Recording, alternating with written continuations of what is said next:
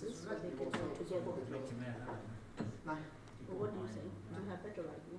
No, because what I suggested, I don't know, is it good? I suggested that from 4 to 5. Yes, that's the thing. 1 hour. Commissioners are sitting here. Commissioners will be here, and then they wouldn't it be because what if one commissioner has like more students interested? So Then students will that's why I'm saying that. So it's better that they agree that who comes first with which, like the teams decide. Shall we go to the data drivers first? So they will say 4 o'clock. So they can, and then they will inform ESA that we come to you at 4. Okay. Yes. So they have to agree with commissioners, I believe, somewhere before the lunch. I mean, the later than the lunch. And then, anyway, commissioners will be available from 4 till 5, right? In this time. Okay, yeah. We have to tell all the commissioners. Well, I don't think your commissioners are here. I think only our commissioners. No, why? Is Brian going to be here at 5 o'clock? He said that he should be The whole day? the whole day. Okay. Then who else is there? It should be Wagner. And also, They do not come yet. yes. So hopefully So, they will Petri, should we connect already this? join us for the service leaver. Just a minute. Brian is sorry, that I know, but what about It's school guiding. are they going to be here as well? I have confirmed it yesterday at 6 p.m. but they are not here yet. So Yeah. we have this presentation, Yeah. right? So we tell the student, listen to all the commissioners who are presenting, and then you will have this pocket of time, 4 to 5, to consult them. And now, can you tell Bram and Sport Guarding, and I'm going to tell Esa, Matti, and them that they have to be here between 4 to 5. Yeah, 4 to 5. This Yes, conference. yes, yeah. And then they can decide where they want to go. Yeah, but before that we will be like guiding them at the UIT campus, right? So they are. By the way, where is our meeting? It's on the It's other there, side. but it's unfortunately booked until 11. Yeah. So you're gonna check it, and after 11 Yeah, so they will set we it up will again. just go there for the Yeah. meeting, and then after the meeting, we just get a call, or maybe before the meeting, we can go, like after the meeting, just go for a walk to the campus. It will take an hour or so at least. Gare says won't take so long, Yeah. and then we come back, and we have enough time actually. That's why we have calculated there is enough time. Okay. Nej, dette var jo hans hjertebarn. Det var jo. So now we agreed that each commissioner will come here and present. Yes, I think so. It will be because instead of change, like for example, SS computer doesn't work, No, then no, the no, network is not working, and we are not sure No, not if changing Marcus is computer. working, and I don't know where Matti is, so we have to. Yeah. We have to start at 15 minutes. Yeah, we have to start In 5 minutes. Yeah. Exactly. You send a message. On Teams.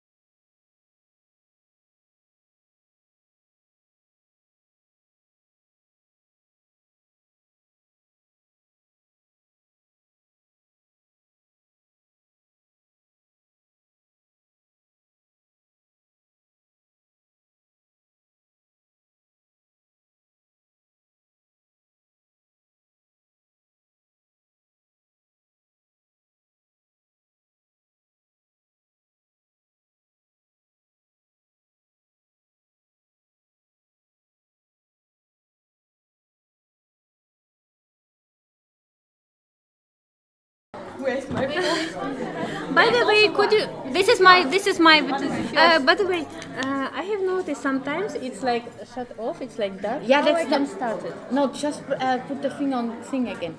Okay. Because the light disappears, then it gets black. So then I have you to just touch or just touch. Okay. Just touch. Okay. Just anywhere. And it comes on again. Okay. Yeah, so where did I leave? But pet. Yeah, I know it's not. I was scribbling on it. Oh my god.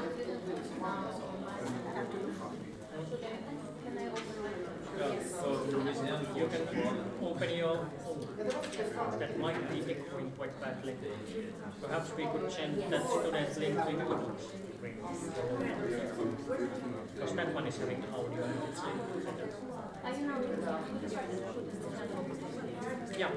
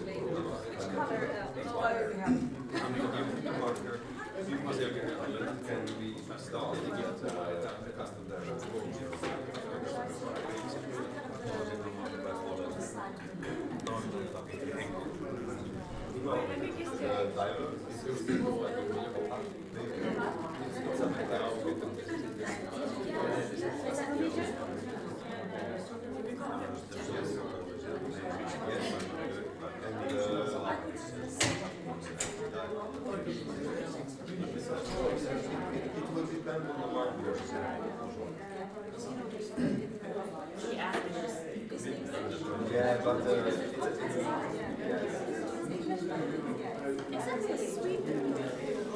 that's what I usually do.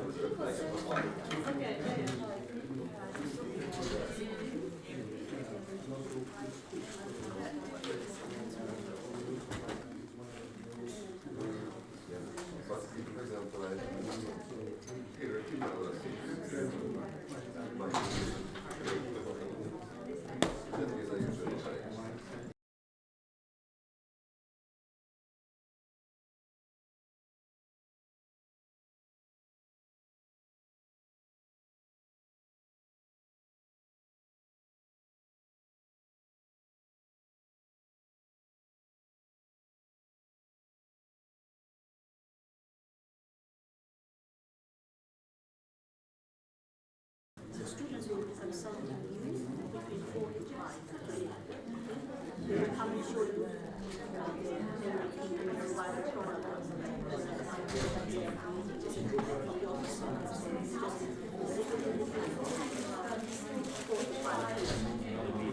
So that there's no surprise. So we will go have meetings with the campus.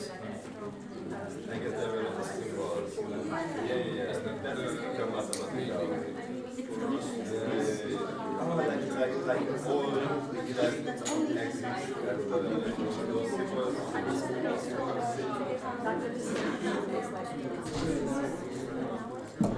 But we need this. What? We need microphones. No. No, we don't need that microphone. This? No? No, Okay. because it's local and it's just going to those speakers. That was causing the echo yesterday. Okay. Where's Alta? There? Behind?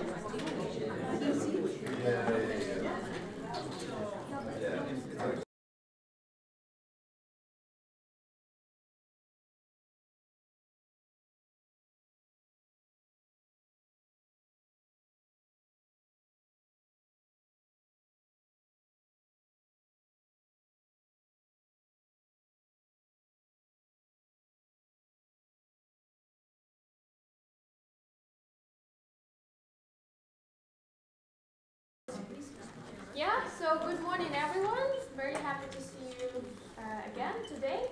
I guess we're missing just few of the people, so we would start because we're already 8 minutes or something behind the schedule. I will announce you the program for today, even though you can see it on your printouts. I just want to remind you that you have attended, and also in Teams you will always have it in there. But at the same time, we have some updates and some important information. Also, first of all, I would like to summarize the previous day, and I want to hear your feedback in a way.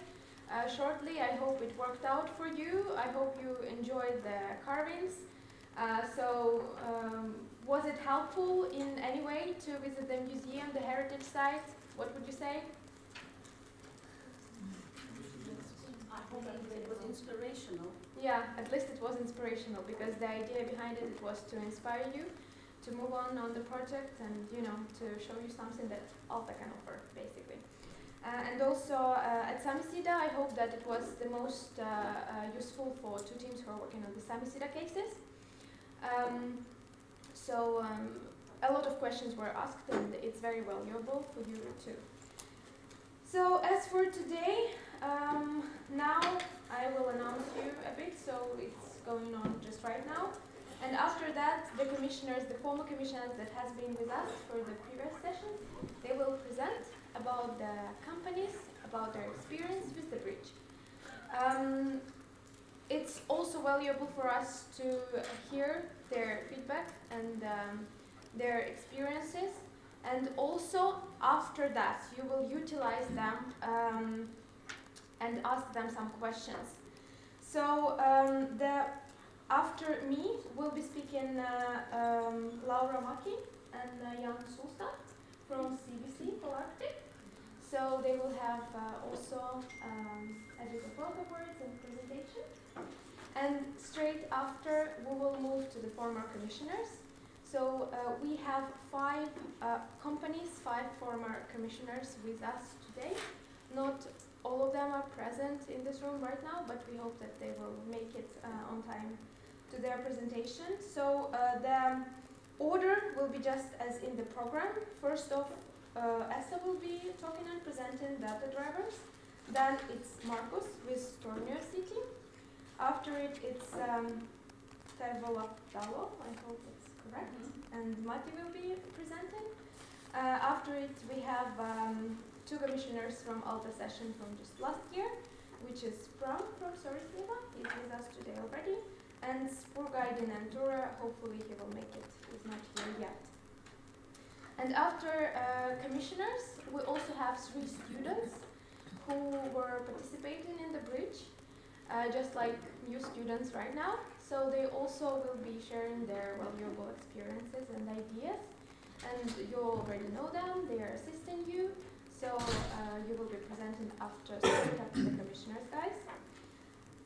After that, for an hour from 11 till 12, we again have the session of innovative workshop from Anthony, where he will be presenting or continuing presenting you the working tools, how to work on the project and how to make the project the most relevant.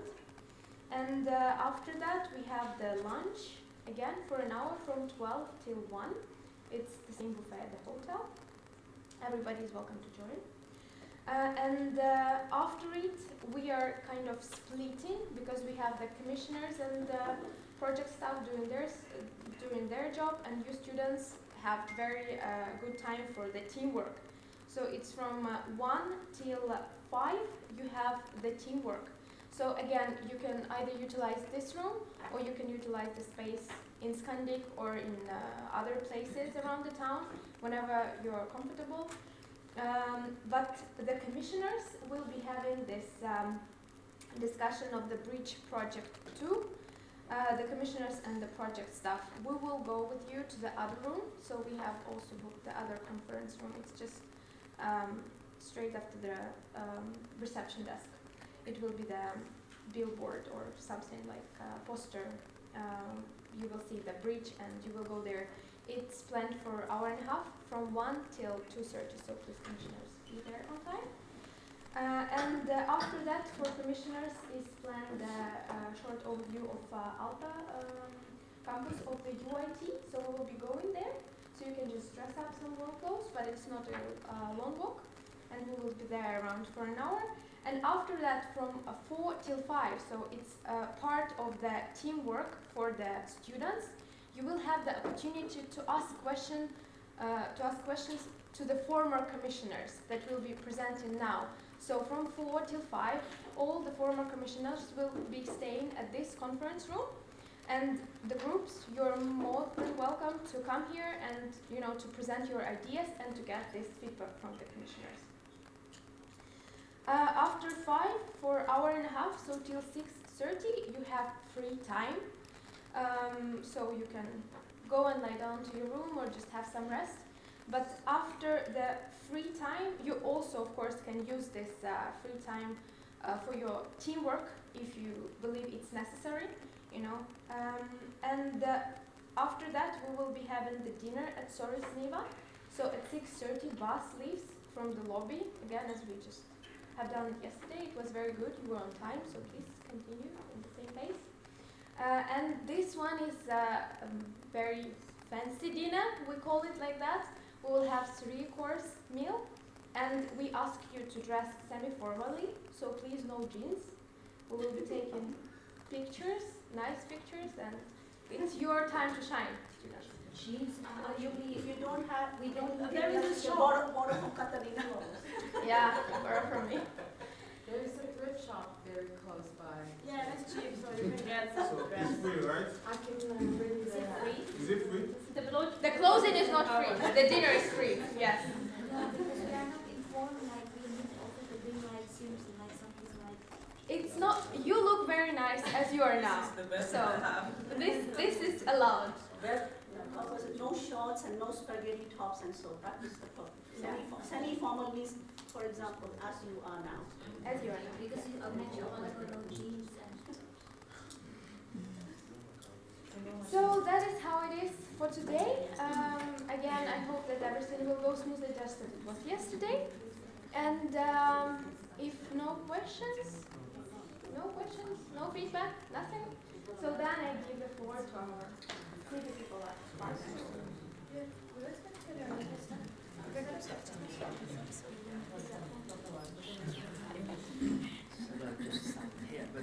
This is Jan Martin Solstad.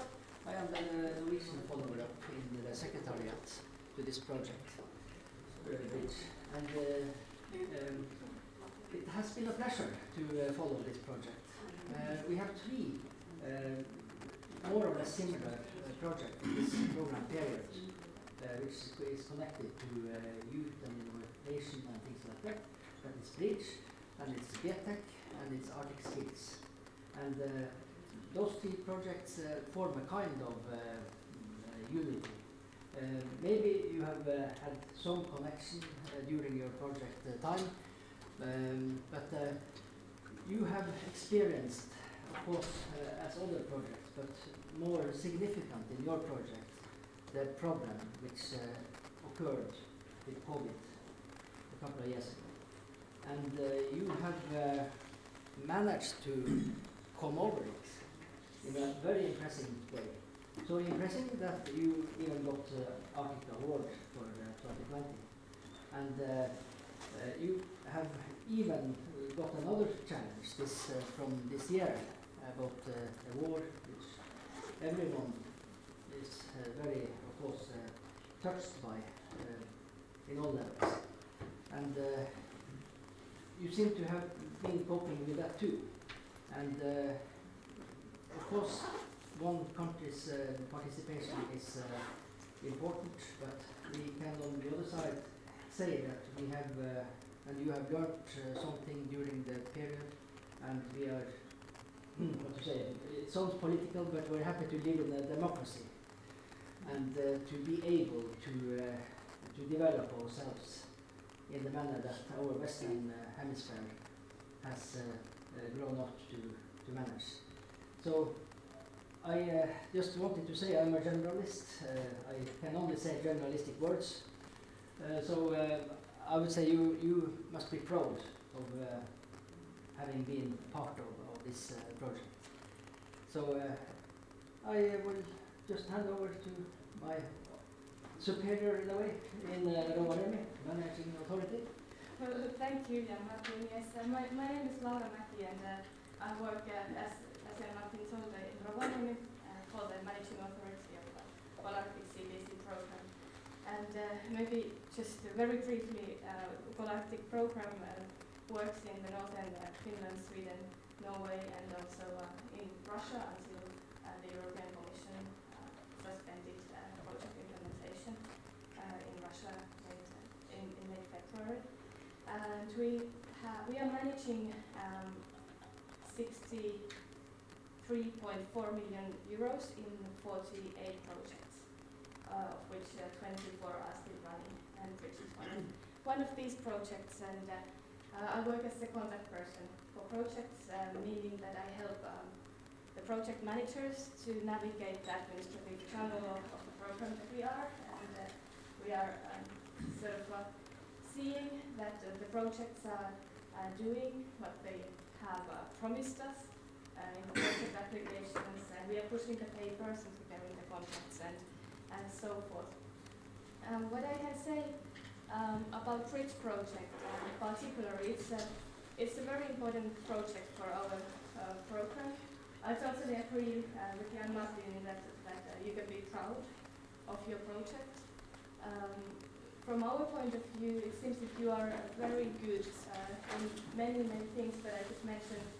Well, maybe visibility as one of the things you are doing really well. I see you are paying, you are actually putting a lot of effort, and you are really good at it. You are utilizing the digital tools to disseminate and tell other people what you're doing, and the social media presence and everything is really remarkably good.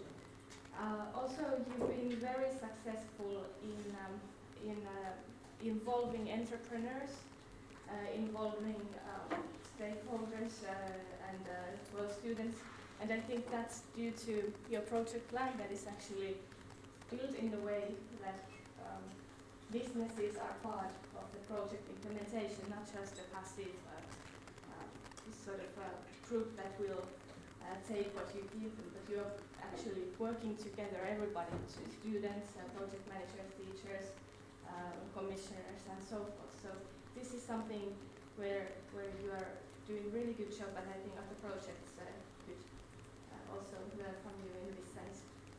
And this also shows in the statistics. I won't go into the numbers, but you are very important for us because you are contributing to the program goals, and especially bringing the entrepreneurs and young people to the projects, and that's very good. And it's been a pleasure to be here. I'm very glad to follow the presentations, and it's very refreshing to see other perspectives than papers and the bureaucracy and administration that I usually work and I think your project shows that there is something very similar in management of project and business, even though projects are actually using money and businesses are making money, so it's a fundamental point of view difference kind of, but really you can be proud of yourself, and I won't take your time any longer to speak forever, but thank you. Thank you.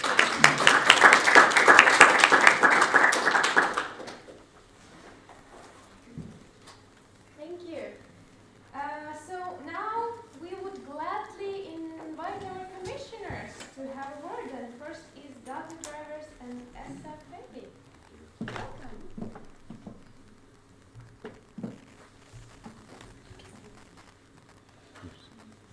Okay, good morning.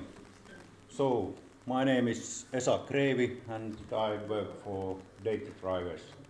It's a software company in Tornio, Finland. And my responsibility there is software development. And okay, main duties are also to buy coffee and toilet paper to the office. So, yeah. Okay, about the company Data Drivers. We have started it in 1996. It was established by my friend Petri Lääkkälä and me. Petri had, at that time, he had a traffic school and I was working for software for Outokumpu steel plant in Tornio, and he came to me and asked, let's do a program for him and his traffic school, and okay. I said, let's try it, and we did it. And after maybe 1 year, we thought about, okay, this is quite good. Why not to sell the other traffic schools also in Finland? And we did that also. And about 2007 or 8, we had almost every traffic school in Finland, they were using our software. And we were both, at that time, we were working for our traffic school, Petri, and I was working for Outokumpu, and then I left 2008 Outokumpu steel plant to make this as a full-time job. And 2008 we also hired our first employee. That was the start for our new phase in our company, and we started building web-enabled software. And now, today we have totally 33 employees. Main office is still in Tornio. We have office in Oulu and in southern Finland in Kaarina and Vantaa. And then in 2018, our biggest customer, biggest traffic school in Finland, Cap Group, they bought us. So we are now part of Cap Group, Oy in Finland. Our main products are, at the moment, it's the Web Auto, that's the traffic school management system. And at the moment it's used also by business colleges, training centers, and it works as a SaaS service. It's web service. It has all the tasks. Traffic school has to do invoicing, student information, time schedule for instructors and so on. But also it has theory e-lessons and e-learning for most common driving license classes, and user interface also for the students. And nowadays, okay, we have the market share still almost the same. Traffic schools, it's almost every traffic school in Finland. professional driver trainers, we have almost all of them also. Business college is about 40 to 50% in Finland.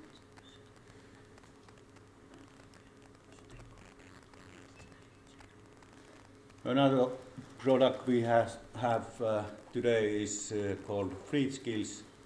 This is a new service for professional driver training, introduction, card management, and this is because 2009 we had a new law where all these professional drivers, they have to get further training every 5 years, 5 days in 5 years. And we noticed that there is no management software for that purpose, and we made it. Also, we have at the moment, there is training online, and it's partly our own material, but also material from Scania and Mercedes-Benz in Finland. Customers are there, they are small and big transport companies, for example, Schenker, Posti, VR Transport, and so on.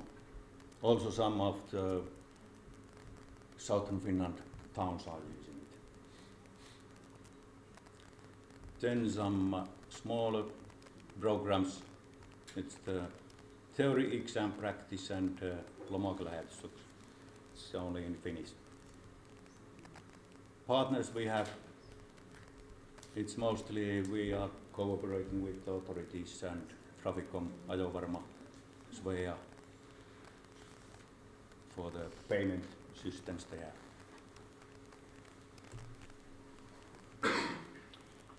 Okay, 2019 we had a showcase in this bridge project, and I could show.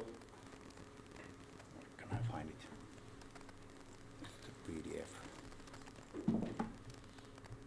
Should close that.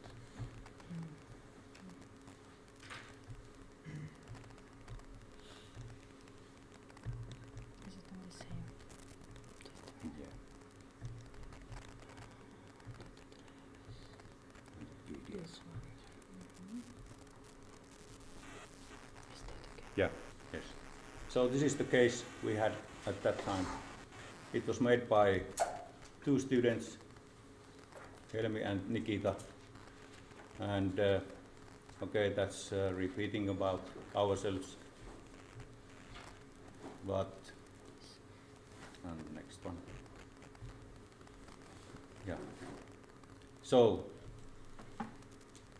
the plan was make a small app for traffic school students to be able to use it by mobile phones. And it was planned to make it very simple. They can use it with mobiles everywhere. Read all the lesson timetable, invoices, driving lesson booking, all very simple functions in the first place.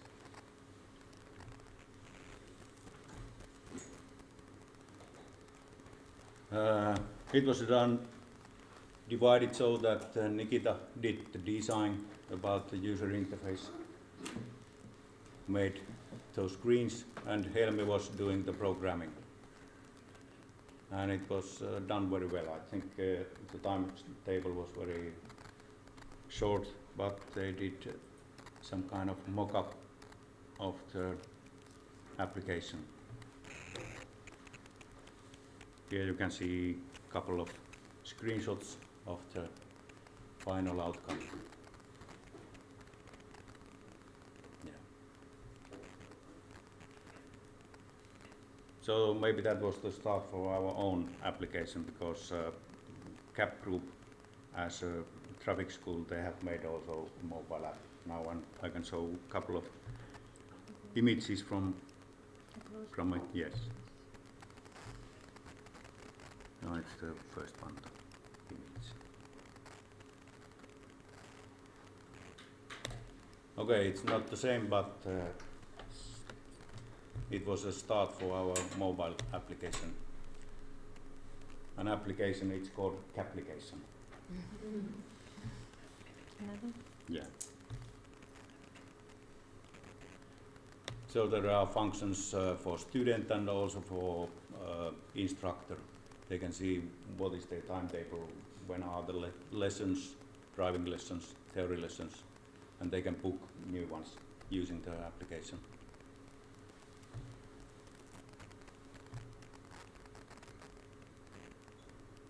And this is the schedule for instructor.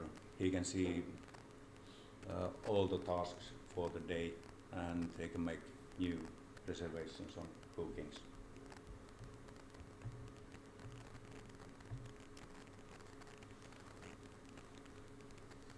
Yeah, this is how to book or call or send some SMS to student using the application.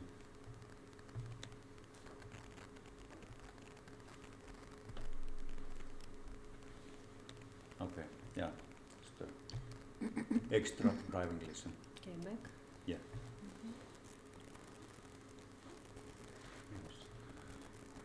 Number 5.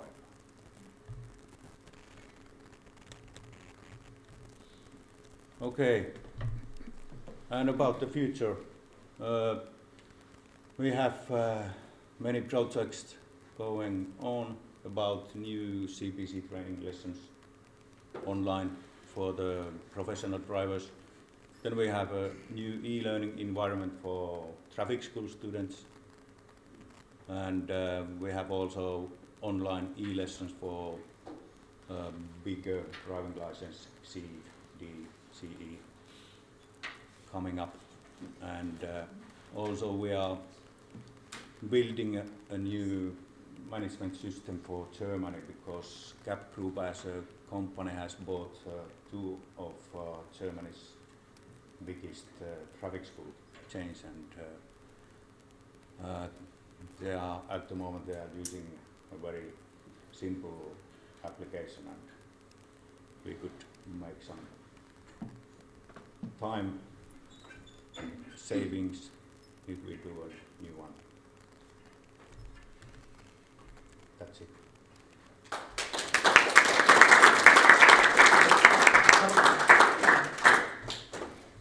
Thank you, Elsa. So now we are ready to welcome Markus Kanala, Tornio City. Please. Thank you. Can we start with the video? The document. There's a link.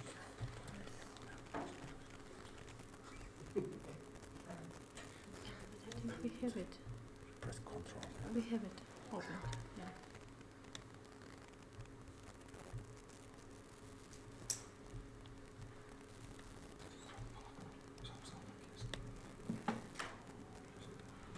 Jääkää sitä, että sanois Torniosta. Annapako mie kerran.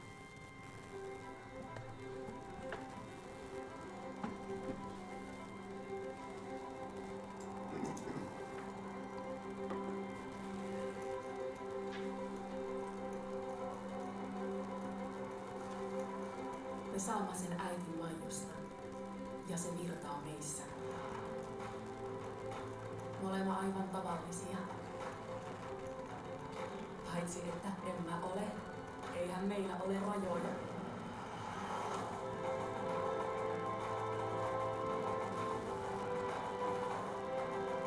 Nyt tehdään asiat omalla tavalla. Täällä veet hän yhtä köyttä.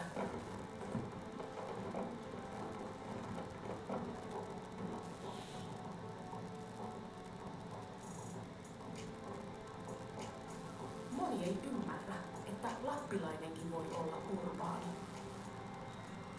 Ollaan sentään Lapinrannin kaupunki.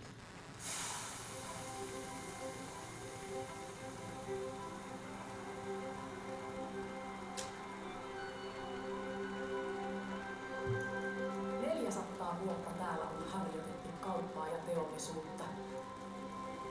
Kyllä täällä on ennenkin osattu. Ja osaathan vielä. Emme me ylpistele, mutta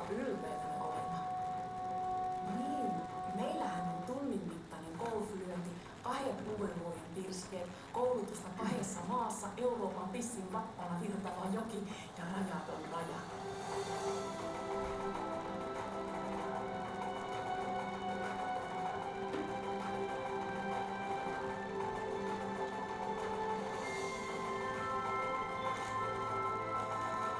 Mikä vain on täällä mahdollista.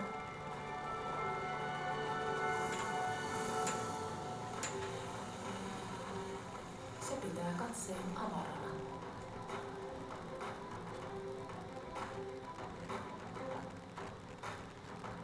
Me olemme Tornio. Tervetuloa.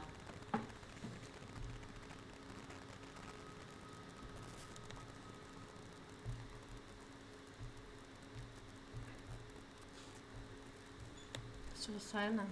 Did you like the video? Yes. Which one? English.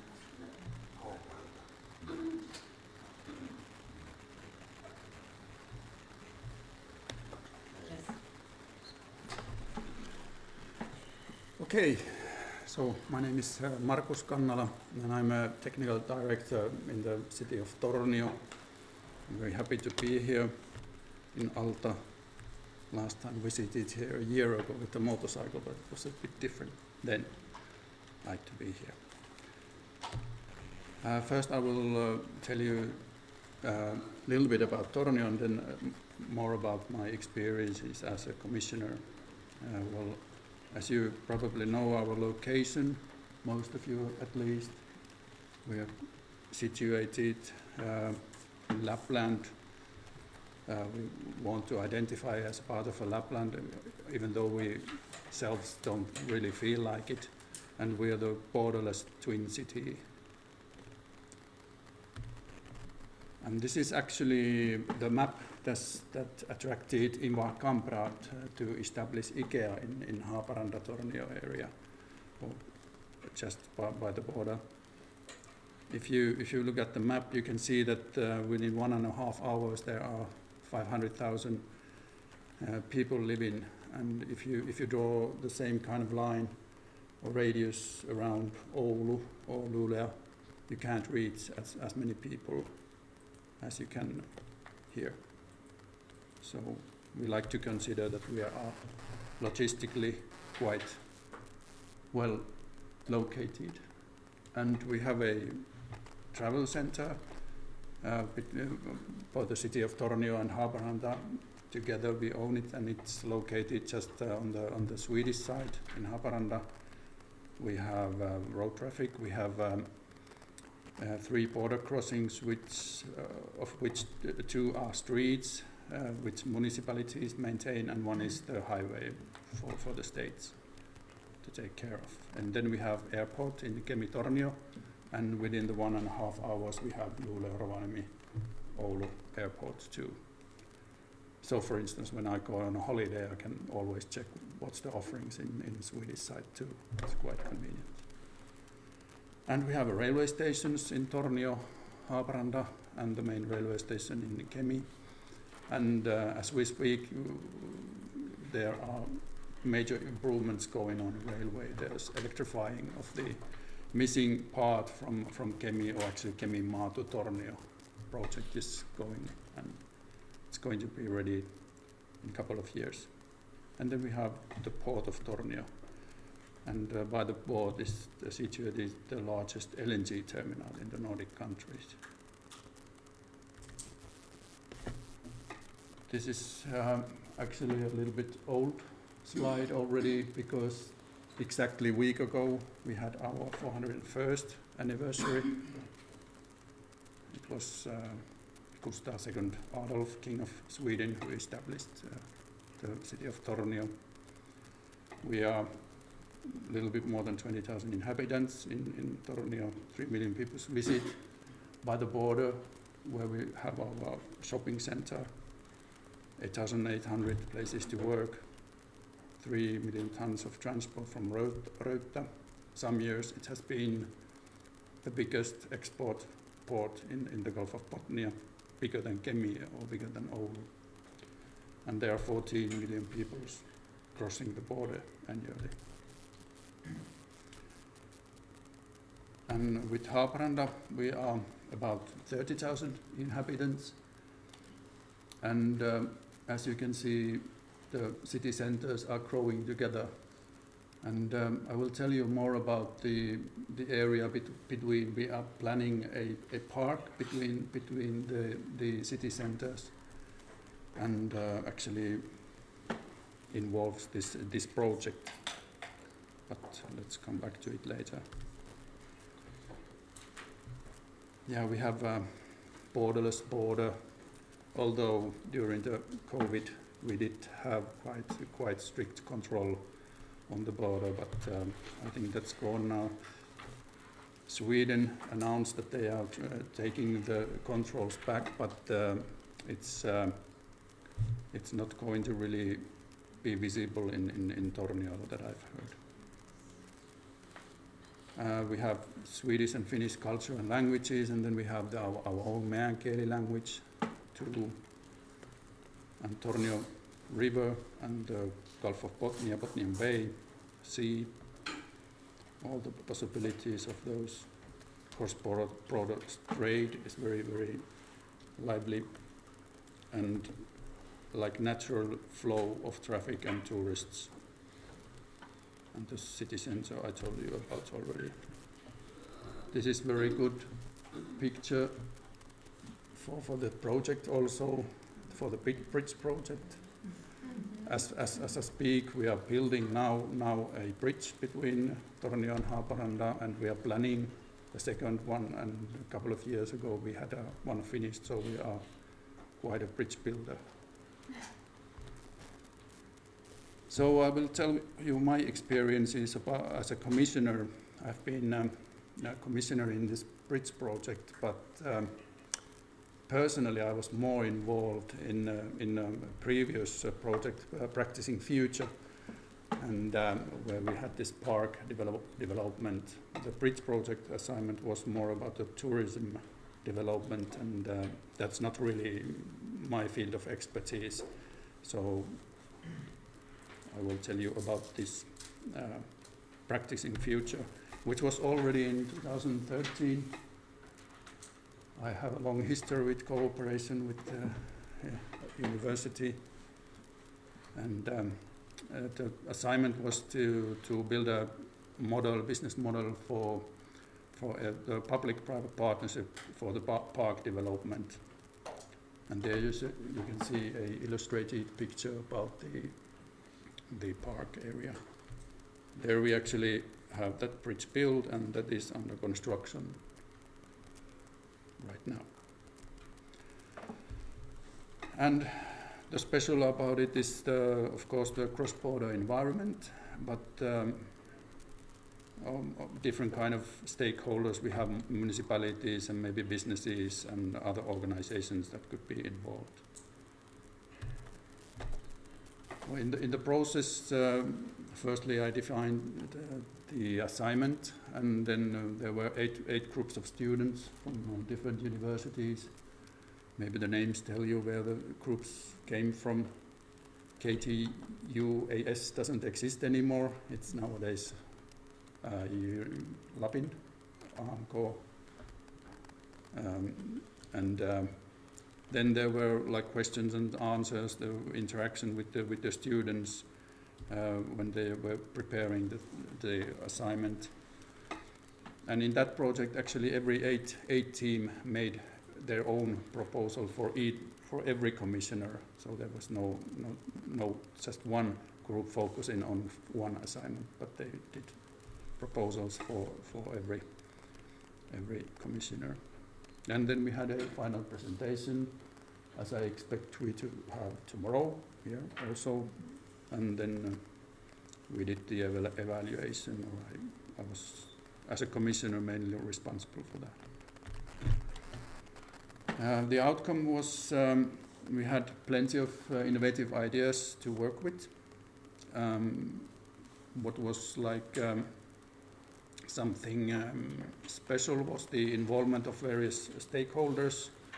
That was really emphasized, and that is actually has become later on in a Finnish municipal law also, that we have to involve our inhabitants in the processes, and that was something very new at the time. Some very high quality presentations we had, but there were also some misunderstandings of the assignment. Some of the groups had a focus on park activities, not as much to the business plan, which was the aim. But I guess it was more fun to plan the activities in the park, and they got carried away.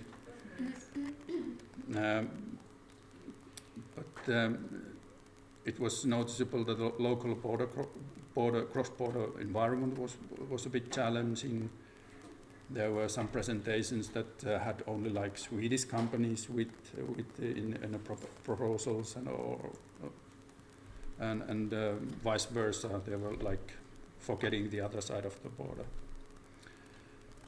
But there came many good ideas and actions for implementation too. As a feedback, I think it was a very unique process, not only for the students, but for Commissioner also. I really liked the process, as I've noticed here in Alta too, that it's very explicitly defined, and you can really, in my engineer perspective, I really like that kind of processes and planning that the university has done beforehand. And it's very easy to access and follow. I was also provided excellent evaluation criteria. I know you guys are pros in evaluation, and I got to learn your materials. It was very easy to analytically make the evaluations. And but then I thought that you really have to emphasize the definition of the assignment and the guidance of the students, that you really get to minimize the misinterpretations and get the maximum result out of the assignments. And in those times also, as you probably recognized from the names, that the groups were formed, all the students were like friends already before. And afterwards I thought that maybe it would have been better if they'd been like randomly mixed groups, so then we would probably have better knowledge. Also there would have been some local students in every group, and then new ideas from other places, so that the results would have been more feasible in a sense.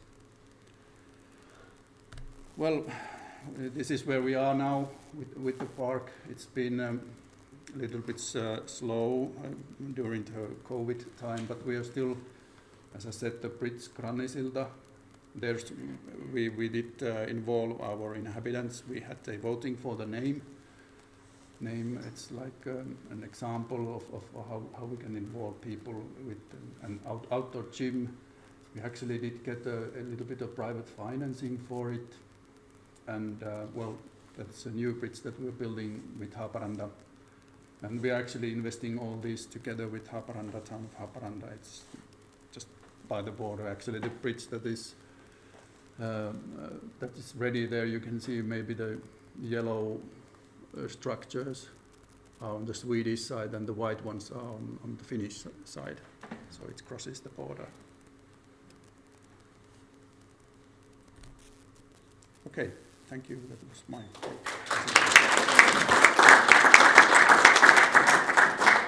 question there. Yes, actually, quick question. Did you actually implement any of the ideas or actions the student planned for you? Yes, we did. We collected the ideas from local schools about which activities we should have, so in a park, and like the voting of the name for the bridge and things like that. We didn't really get too much solid ideas for how to like finance them together with companies, and nothing like that, but the involvement of the different stakeholders that we did. Thank you. And I think you can also proudly show that t-shirt. Yeah. It's a totally a t-shirt. Yeah. Yeah. But Thank thank you. you so much, Marcos. It was valuable to hear the feedback for the students and as well as for us, the staff member of the breach that you have given us. The feedback is very valuable all the time. And to the students, once again, to underline, you see, don't be taken away by some of your ideas, but just concentrate on the task. That's what the idea of the whole breach, and that's what your aim to get satisfaction from the commissioner's side to get the task done. Other than that, we are ready to welcome Tervolatalo Mati Alatalo, please. Okay.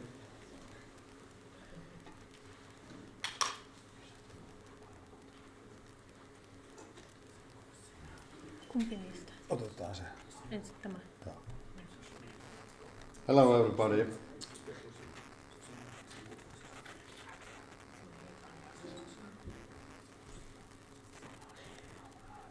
Okay, that's fine. Are you going to change?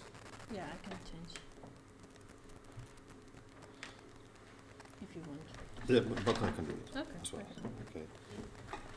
So first I'm going to introduce myself a little bit, what I'm doing else than just Tervolatalo. This is Tervolatalo Purkeura is the company name.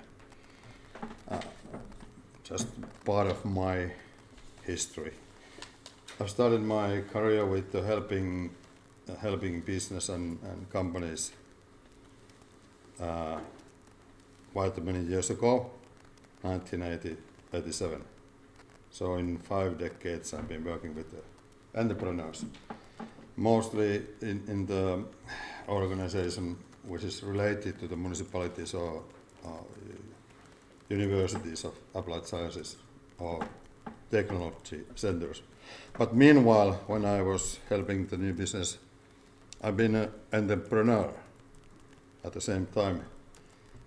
And my eldest or first company was started in 1963 when I was just a little kid, and I'm still running it. It's our family company mill, which is the northernmost mill making flour in the Europe. So bread and flour and the food industry is close to my heart. And Tervolatalo's background is that I remember when my mother was always saying when she was making the bread at home in the stone oven heated.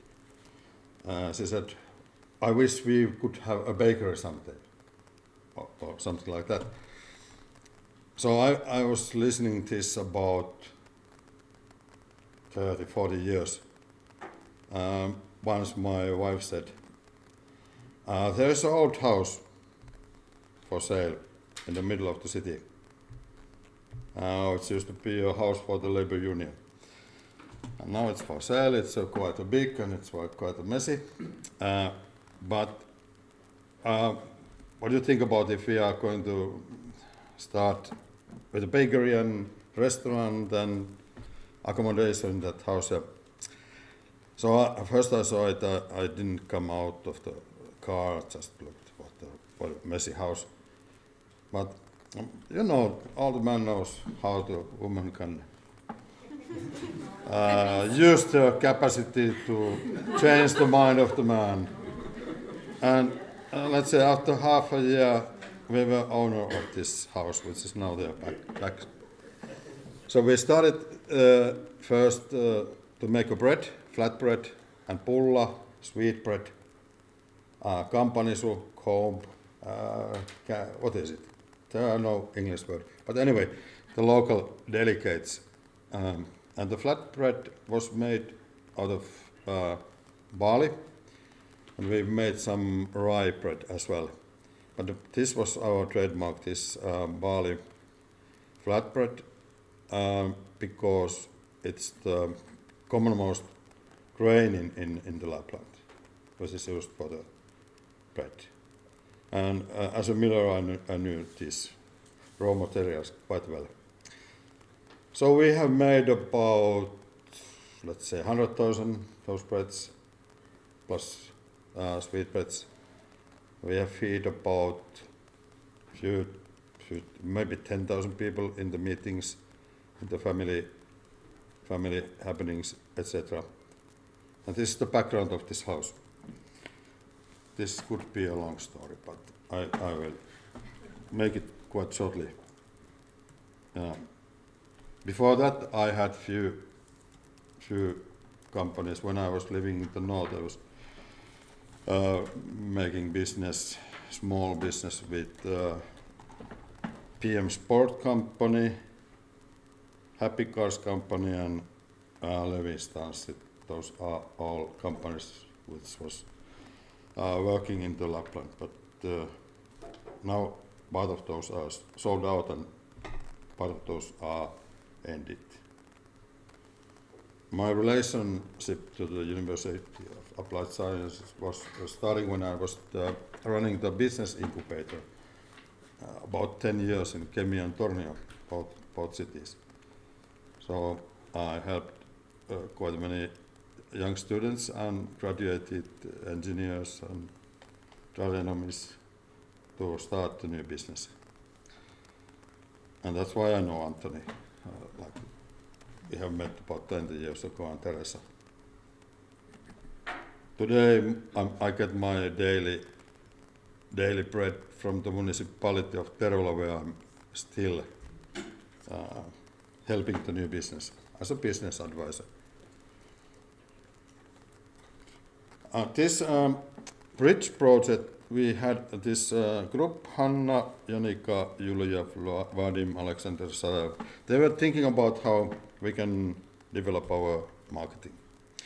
And luckily this Hanna Heikkinen was a young woman who was born in Tervola and lived in Tervola. So it was quite easy to start with this group. And this is the table of context. Here you can see some funny pictures. This is me. This mill is started 1963, but it was founded first 1950. So part of the machines work, all use the electricity, but they are so simple machines. If we have an electromagnetic pulse, EMP, what is it? EMP, yes, which is stopping all the activity. This will go on because there are no extra electricity. All is mechanic. So we meet this. This is the flatbread. Meet this group and started to think about what shall we do. Our task was to get more foreign tourists, and at that time China and Russia was the most growing group of the tourists, and we decided how to get we decided to think and plan how to get the more Chinese or Russian tourists. And marketing needs an update. So the audience was women and men from China, Russia, let's say Norway and Sweden was to our target. Willing to go by train or maybe by flying. Sorry, which year was this project? 1970. 2019? Yes, 2019. Not 1990. So, how many years? 3 years.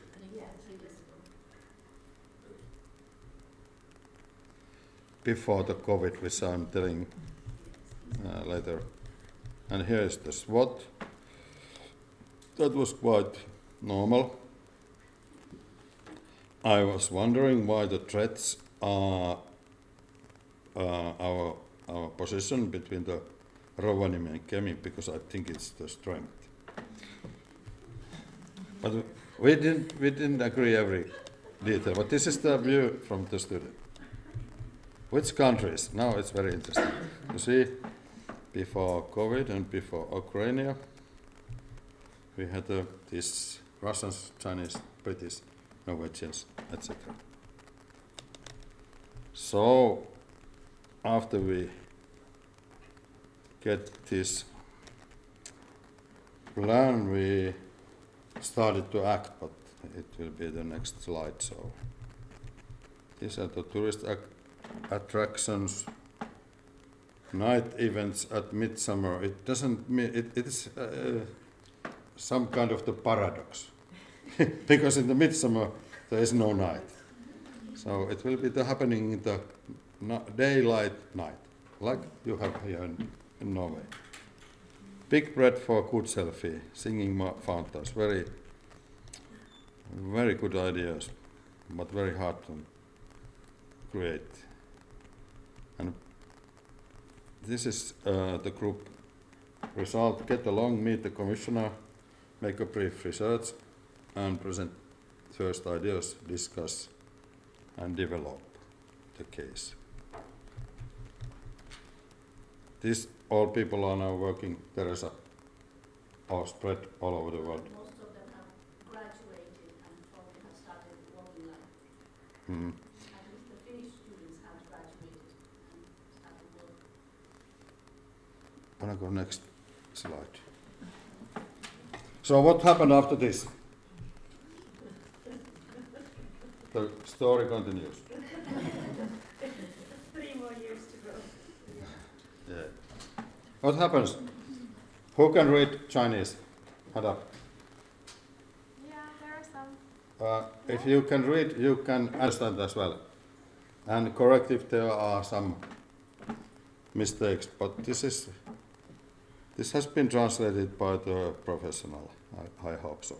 So we went to the China. We went to the China to present. We asked them in Shenzhen area who would like to be a millionaire, and we had a group of the businessmen, Chinese.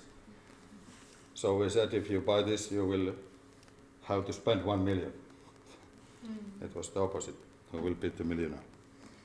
And this is the Chinese and English brochure or presentation, which we have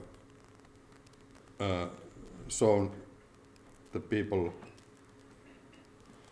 in China and people in Russia and people in Finland, because we started to search investor for the Terveystalo, because we recognize that our limit is the money, and if we want to be bigger, we need to have somebody who invests, because there is a area which is not built, so it's a free.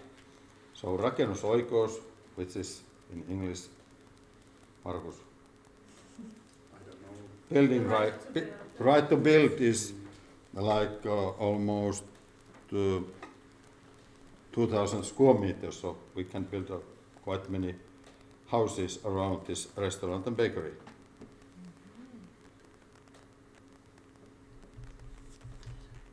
Here we couldn't find very good photos from our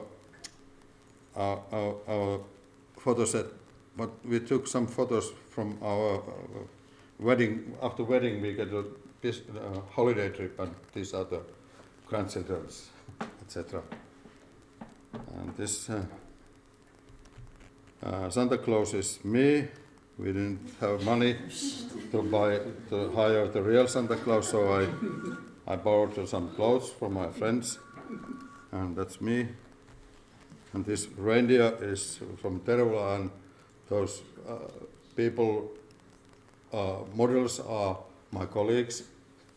From the municipality? Sorry? From the municipality? Yeah, from the municipality. The guy there is a Talomies janitor, and those two girls are secretaries, but the reindeer is real. So that's what we did after the this bridge project result. And we had some. Is there any mistakes in Chinese writing? I cannot see. That's a good idea. That's good. Yeah, we had actually the plan with the Chinese that they invest with us, and they started to make a plan to come to Tervola. We were planning to sign the documents and how the money comes to us and they get the part of the property. And after a few weeks, COVID started in China. So now we are in the situation that our business has been died in more than 2 years. We have our cost every month is about 2,000 euros. Our incomes a year was 2,000 euros. So it's a quite hard problem to solve, and that's why we are now very actively trying to find investor for this house. But for the investor, we have all the plans ready. It's easy to start when you have your plan, which you can follow to start the business or continue the business. About this bridge project, I found the best that with the new young students have very fresh ideas. First, I thought they are impossible to make reality, but I think part of those has changed us to change our minds for more open space. And that's why I'm very, very happy and thankful to be participating in this project. Thank you.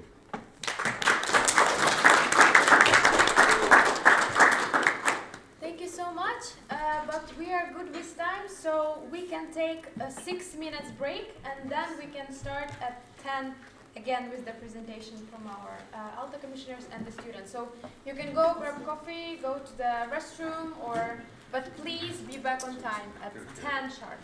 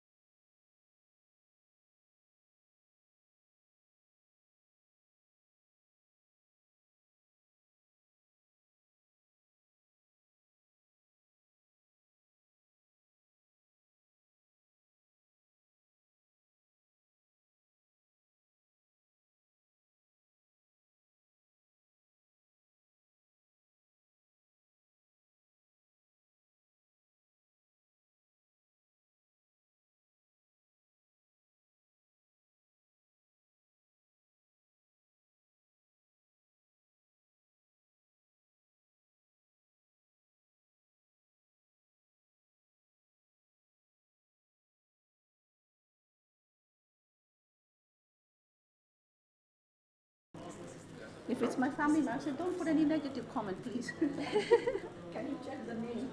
I will recognize my. Just a second. Actually, you should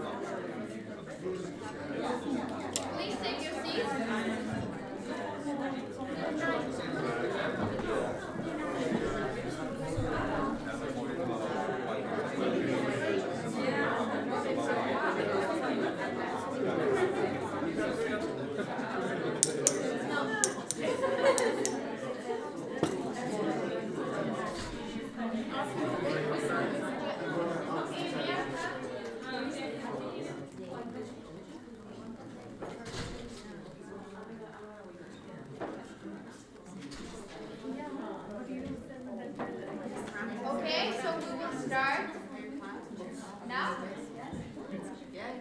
Just to outline once again, because I had some questions asked here. So after the commissioners, the Alta commissioners and the former students will present just now, we will have the innovative workshop led by Anthony from 11 till 12. After which, after this workshop, we will be having lunch from 12 till 1, and after lunch we split. So the commissioners, former and new commissioners, go to discuss the possibility of Bridge Project 2, which will happen in the room. It's that way, just by the front desk. It will be announced, you know, that this is our conference room. So all the commissioners, former and new, as well as the Bridge Project staff, we all go there. And the students, you can occupy whatever area you'd like for the teamwork. So you're working on the project development. At the same time, after the meeting, we with commissioners, it will be approximately 2:30, we will go and to the Alta UIT campus. And there we will have a bit of excursion. Students still work in teams, right? After that, the commissioners from 4 till 5 will be here for the students to comment upon the ideas, to give the feedback, to answer the questions. So please, commissioners will be here. Students, please come here from 4 till 5. You will get the opportunity to talk to new and former commissioners. I hope it's clearer now. Yes? Do we go there to the campus by foot? Yeah, we go by foot, but it's like 7 minutes walk. Yes, I know. Yeah, so it's we're not just long. walking around. Yeah, we're just walking around, and Gear will be guiding us. Good. Yes? Yes? May I make a clarification and add here for the students that please listen carefully to all the commissioners' presentation, and I think we have had already 3 fantastic ones and 2 are upcoming, 2 fantastic ones are upcoming. And take note about your case and try to connect to what the commissioners are saying and what kind of expertise they have. And I would ask, because you have only a window of opportunity of 1 hour from 4 to 5, so would you please remember, okay, I would like to consult data driver, I would like to consult the Tornio City, or Tervalatalo, or Spore Guiding, or Solisniva. So you have to decide, you know, strategically, which commissioner could guide you best in your deciding upon your MVP. So if I were you as teams, I would just go and to ask, you know, Bram from Solisniva, do you have time from 4 to 4:15? And then I will go to probably Spore Guide and ask, do you have from 4:30 to 15 minutes time? So I would do that, you know, just don't, okay, I come here at 4 o'clock and go see which commissioner is ready, because you have a small window of opportunity of 1 hour. So cleverly listen to the presentations and decide strategically which commissioner you would like to consult within that 1 hour, because it's a small time, very short time. Is it okay? So please pay attention to the presentations. Thank you. But now we are ready to continue with the presentations. And we welcome Brambril from Sorisniva, please. Thank you, thank you. Yes, a little bit about myself. As it was my former colleague Jan Roger who had the responsibility of the bridge project in the first place, but he left the company. So in a way I took over. But if I remember all right, I don't know yet, but we will take it. At the moment I'm working as the sales and marketing manager at Sorisniva, which is a totally different company as previous ones. We are a tourism company. And if I remember it right, it was 2019 for us as well. No, it was last year. Yeah, but the first meeting we had was in 2000 and prior to Corona, prior to... at that moment we are planning to expand. I will leave out the whole history of Solisniva because otherwise we will not be ready before tomorrow morning. But at that time we were known of our ice hotel, and the ice hotel of course only in the winter months. So we were struggling in the no snow season, as we call it. And at that time we were planning to expand with a new premium lodge. To just give you a point, we invested for 120 million Norwegian kroner in the past 2 years. So the project in a way started before Corona and before, well, now the Ukrainian-Russian war. And I'm going to focus even more on, and I'm not sure if those 3 students that did the project with us are here. Yeah, Lily.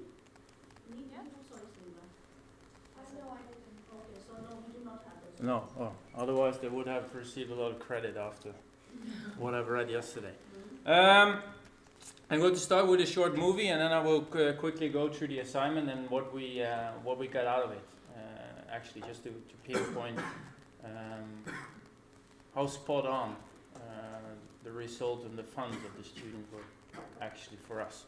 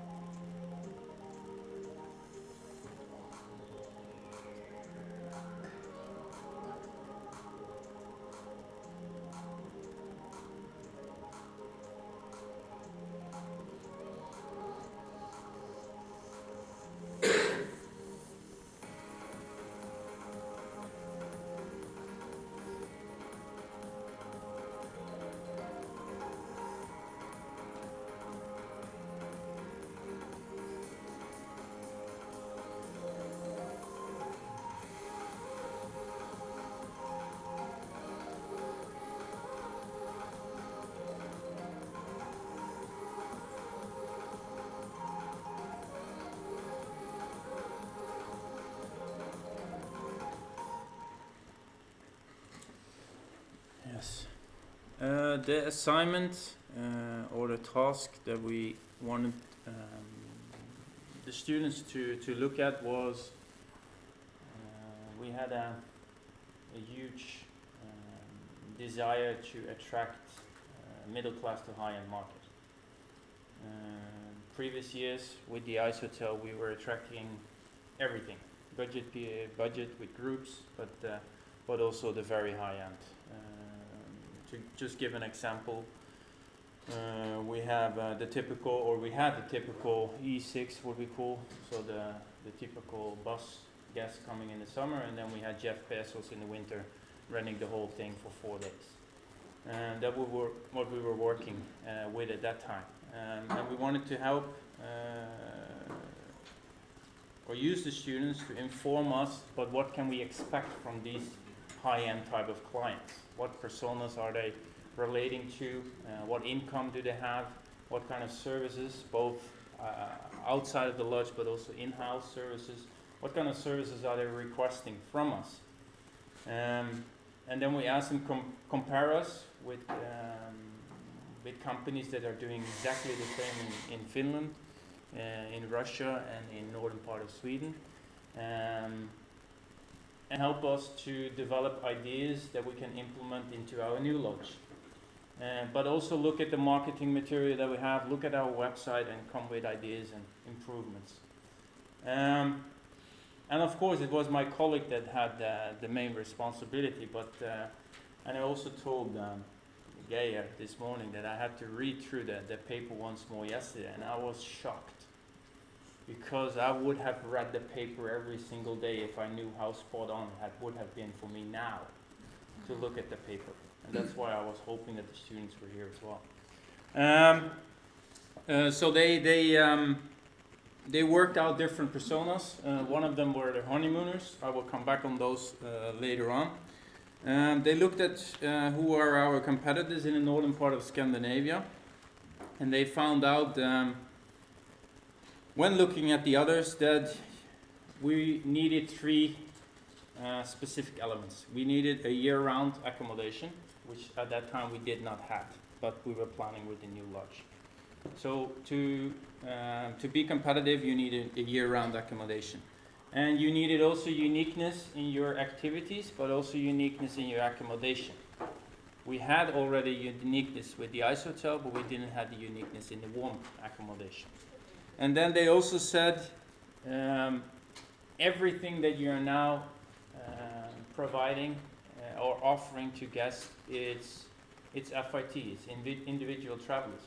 But you do not offer anything extras for premium guests, for VIP guests. So you need to offer services that are focusing on those type of clients as well. And of course, I have to point out, we were hit big time by Corona. So all processes have been delayed. Well, many of us have been laid off for a large period of time. But the good thing is, on the other hand, we were building under the entire Corona time. So we invested instead of, doing the opposite. And this is also, I think, one of the processes that is now showing how point on the students have been.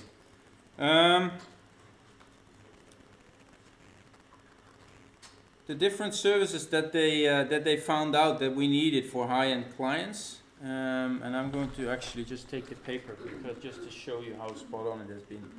And of course, some of these you will think, yeah, but this is obvious. Yeah, of course, some of them are obvious, but it's in the small details that we actually had to work on after we opened the lodge. So what luxury guest leisure expectations are, they want to have personalized services. Of course, it's obvious, they want to have personalized services. But what kind of personalized services, and to what extent do they want these kind of personalized services? Preferably, they want to have one-to-one. Of course, also very obvious. But they also want to have a bonus. They want to have maybe a glass of champagne, maybe a bottle of wine, a snack on the room. And these are all kind of things that we found out after we opened the lodge. We didn't have a welcome snack on the room. Now everyone has a welcome snack on the room. So we also have outdoor jacuzzis, but we didn't have the bathrobes. So now they have bathrobes as well. Then they went on and they said the facilities and the qualities of the facilities have to be extended. For example, reliable transport, comfortable seats. Now we have a 16-seater bus in order, which is only focusing on VIP guests. And there's only one, it's a Mercedes-Benz you need to have, because Ford is not enough, or a Fiat is not enough. Interior, the hotel room decor is eye-catching because customers will take pictures and post them on social media. Well, I think we succeeded with that one, and of course we did focus on that. Then the interior, the hotel room decor is eye-catching. Here we used, and we are really glad for that we did, we used an indoor architect. It cost a shit ton of money, but in the end we are really lucky that we did. Then they also thought that we needed to divide the activities and the experience into different seasons, which we were very happy that they did. And at the end, it is something that we took straight from them, and now we are working them with the different seasons every day, because we needed to point out to our customers what kind of activities, what kind of experience are we offering in the different seasons. They came with Midnight Sun season, which was one, Arctic Indian Summer, which is the second, Northern Light season, Northern Light and Igloo Hotel, which is the ice hotel, and Arctic Spring. We ended up with 4, not 5. Now we are calling them Endless Summer. We call them Spring Awakening, Winter Wonders, and Autumn Tranquility. Let me just check. So if you go to the website and when it says seasons, what does it show? Does it show the exact? Okay. So you don't define which month is the summer. If you go further in, you do. Okay. Yeah. So our price list is well. So we have FIT prices, we have group prices, and we have VIP prices. We take every season and we pinpoint or we point out which kind of experiences are offered in these different seasons, just to showcase your opportunity as a guest when coming to us. What can you do and what can you experience? So this is something that the students have worked out for us. Then they also pointed out that we have to extend some offers that we already had. For example, we had weddings in the ice hotel, which are really popular. At the most, we had 27 weddings in one winter. But then again, by spring, the ice hotel melts. So what do? Yeah, we couldn't do any winters. But with the warm accommodation, we did had or received a new opportunity. The students came up with a portable altar. So in one way, you can have weddings all year round. At the end, we ended up with getting our lodge approved. So now we can have winter weddings and we can have no snow season weddings inside the lodge as well. Then they looked into how do we get returning clients. So in what way do we keep our previous guests warm to return to us and to stay with us for another day or for another time. A membership card was mentioned. That's something that we didn't start with, and we have no plans for doing it either. But also they looked to the communication with previous customers with a newsletter that we have started with now. So we are sending out newsletters to all clients that have stayed with us with us previous years. And they also looked very into our marketing material and social media channels, as well as our website. And here again, they pointed out a couple of things, and I think they were not liking what they saw on the website, and that's also one of the reasons that we now have 100%, someone hired to do our social media and to work with our website every single day. The first thing they mentioned was the opening quote. So our slogan, which was before opening our lodge, it was touch, feel, taste. Which for some sounds a little bit kinky. For others, yeah, you know what I mean. And now we changed it to the premium Arctic wellness destination. Again, to point out the possibilities that you can come year round to the Arctic and not only in one season. A chat box. So they thought it was hard to get in touch with us. and they managed the chat box, which is just a pop-up thing, and then you can chat with one of the. We tried that. It was a pain in the ass. It went 24/7 because we have clients coming from all around the world. We took it away, but again, it was an easy way to get information for customers, of course. But for us, which are working in back office, it was really a pain in the ass.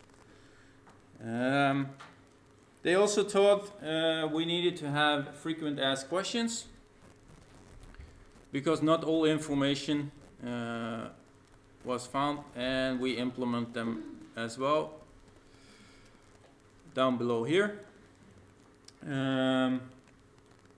There are 150 questions there. So if you can't find your answer, then you have to call. But that's also something that the students came up with that we had to.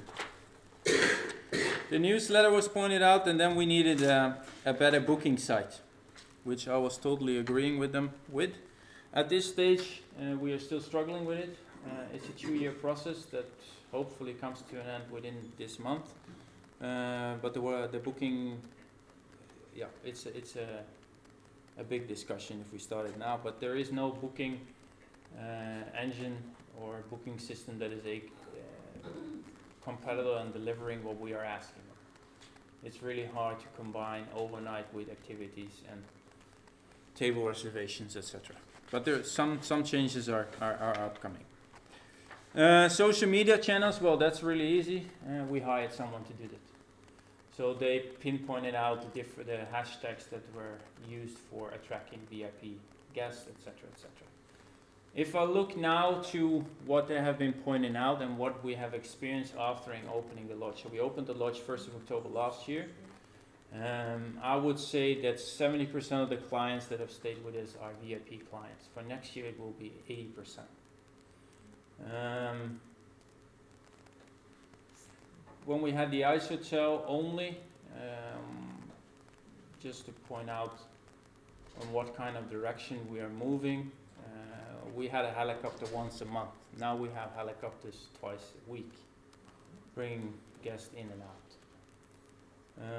In the beginning of June, we have a family of 21 coming from the UK.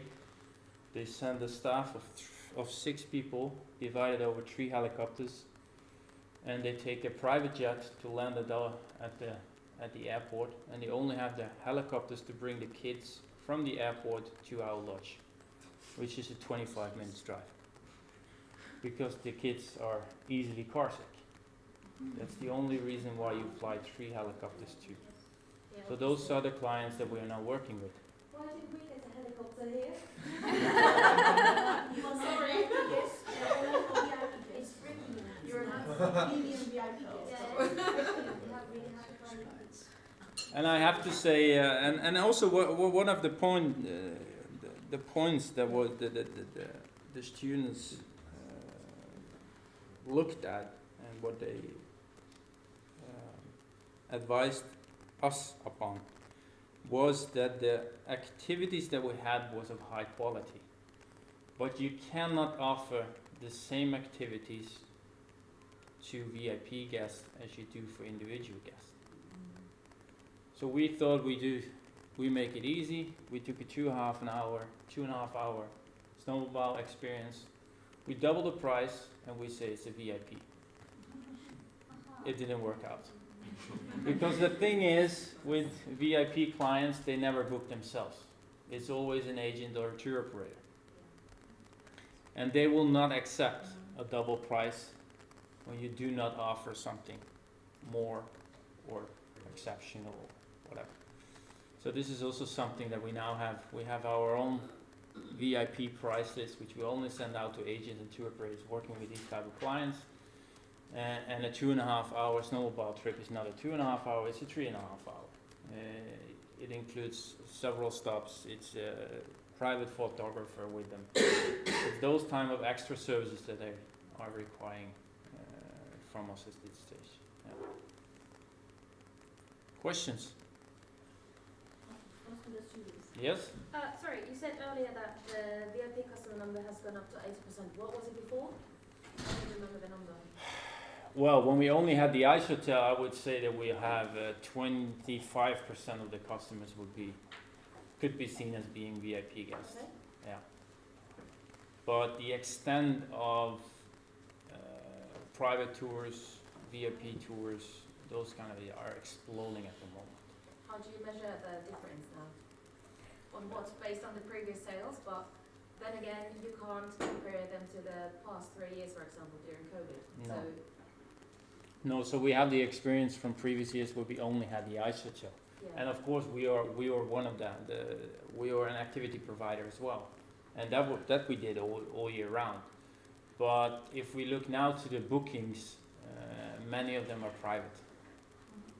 So it's private snowmobile trips, it's private non-light trips, it's private riverboat safaris, etc. So in that extent, we know these are VIP clients, and of course through the agents and tour operators that we work with. So would you say it was more based on your, for example, social media marketing, or generally another marketing campaign you maybe did, that you got more customers to the shoulder seasons, to spring and autumn? Yeah, so now you're not looking only to the VIP guests. Yes, Yes, generally. in general. Yes. In general, I think it's mainly the accommodation that is attracting. Yeah. How many? Sorry, I haven't been on your website that much. It's a little bit now. How many beds do you have? So we have 24 rooms in the lodge. Okay. So it's 17 double rooms, Yeah. and then we have 5 suites and 2 premium suites.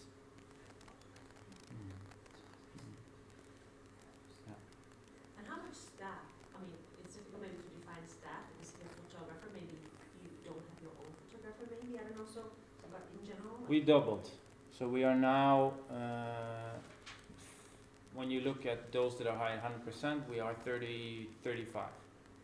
In the main season, well, also looking to the builders of the ice hotel, we are 100. Yeah. And we are still learning. Don't understand me wrong. I mean, this has been a shock for everyone with the COVID and stuff like that. People have been laid off. We had reduced staff to work with, and we are still learning. First of October, we were very happy with the amount of bookings that we had, and then local restrictions came, blah, blah, blah, blah. We didn't open for full before the first week of February, and then it just exploded. But then COVID came to the staff. Everyone was sick for at least 6 to 8 weeks. Restaurant, especially a restaurant, and the kitchen was down for a period of 6 to 8 weeks. Yeah. But then we had guests coming all over. What did you do during the 6 to 8 weeks? Did you completely close the restaurant down, or? So we have now one fine dining restaurant, and we have an a la carte restaurant. Yeah. So one of them has been closed for a period of 8 weeks. So we had one offer throughout that period. Just because all the chefs, all the waitresses, everyone was sick.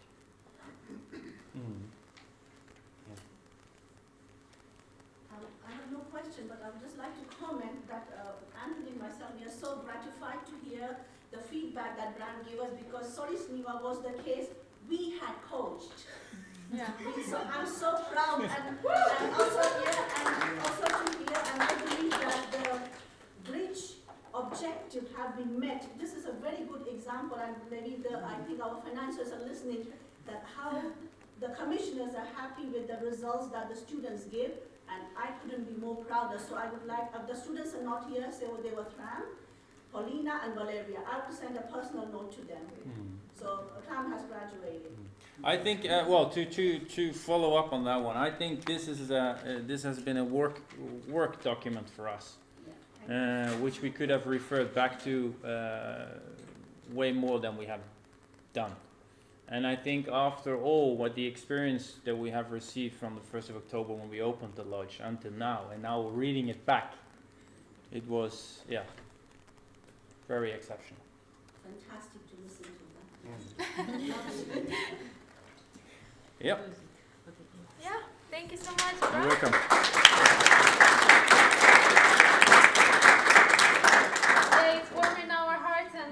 probably motivate the students to work, properly, so the commissioners will, address the gratitude to you. And I want to remind you that tonight you will experience the Sorisniva exclusive. No, sorry, not jacuzzi, but at least a dinner. 3-course dinner will be served for all of us in Sorisniva. And now I welcome our last commissioners for now. It's Ture and Vegard Kalström from Sporguiding.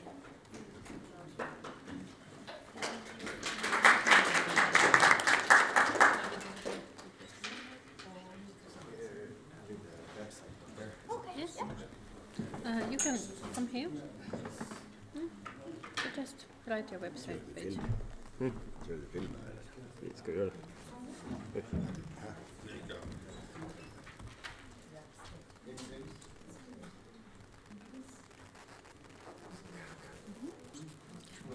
Ska du göra det?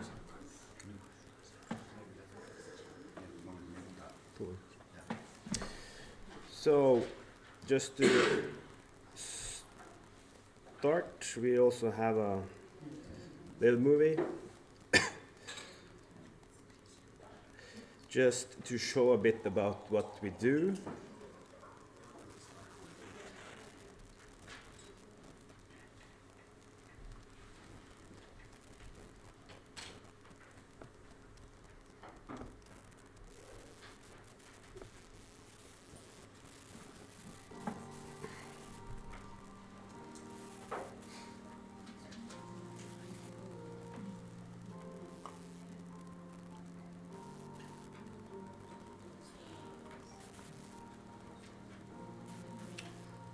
This is our home base in Longfjordbotn, where we are from.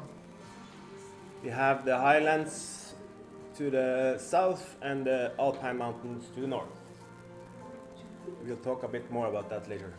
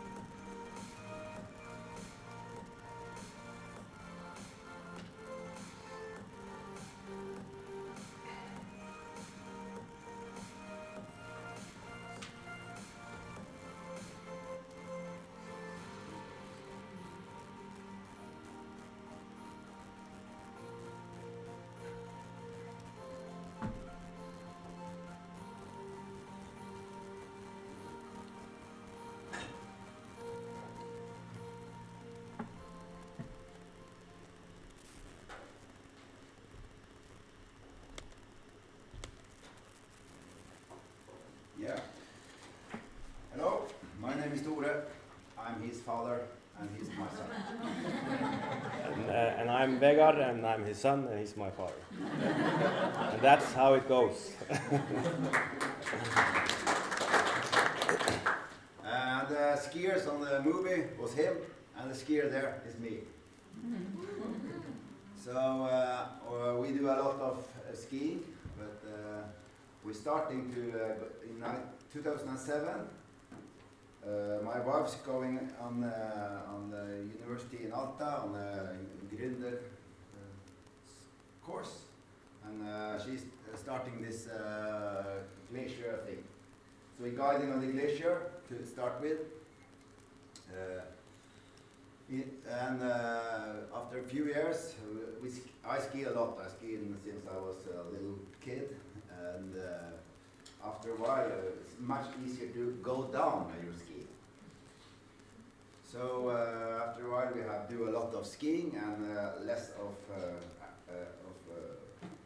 the glacier. So beginning we was not.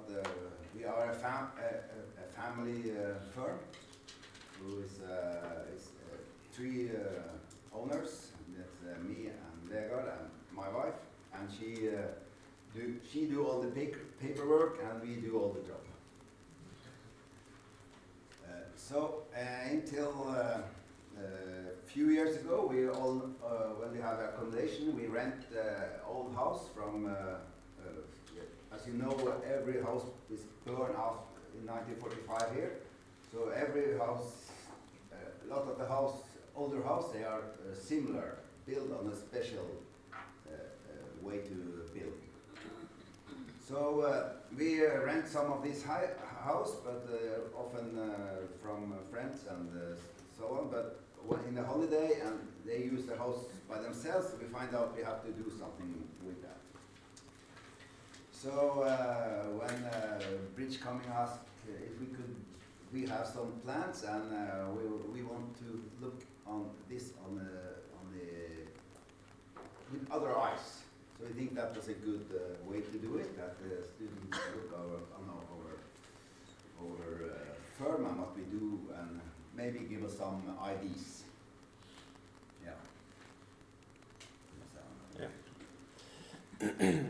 Yeah, and the main cases were about, we are building 3 yurts, Mongolian kind of tents.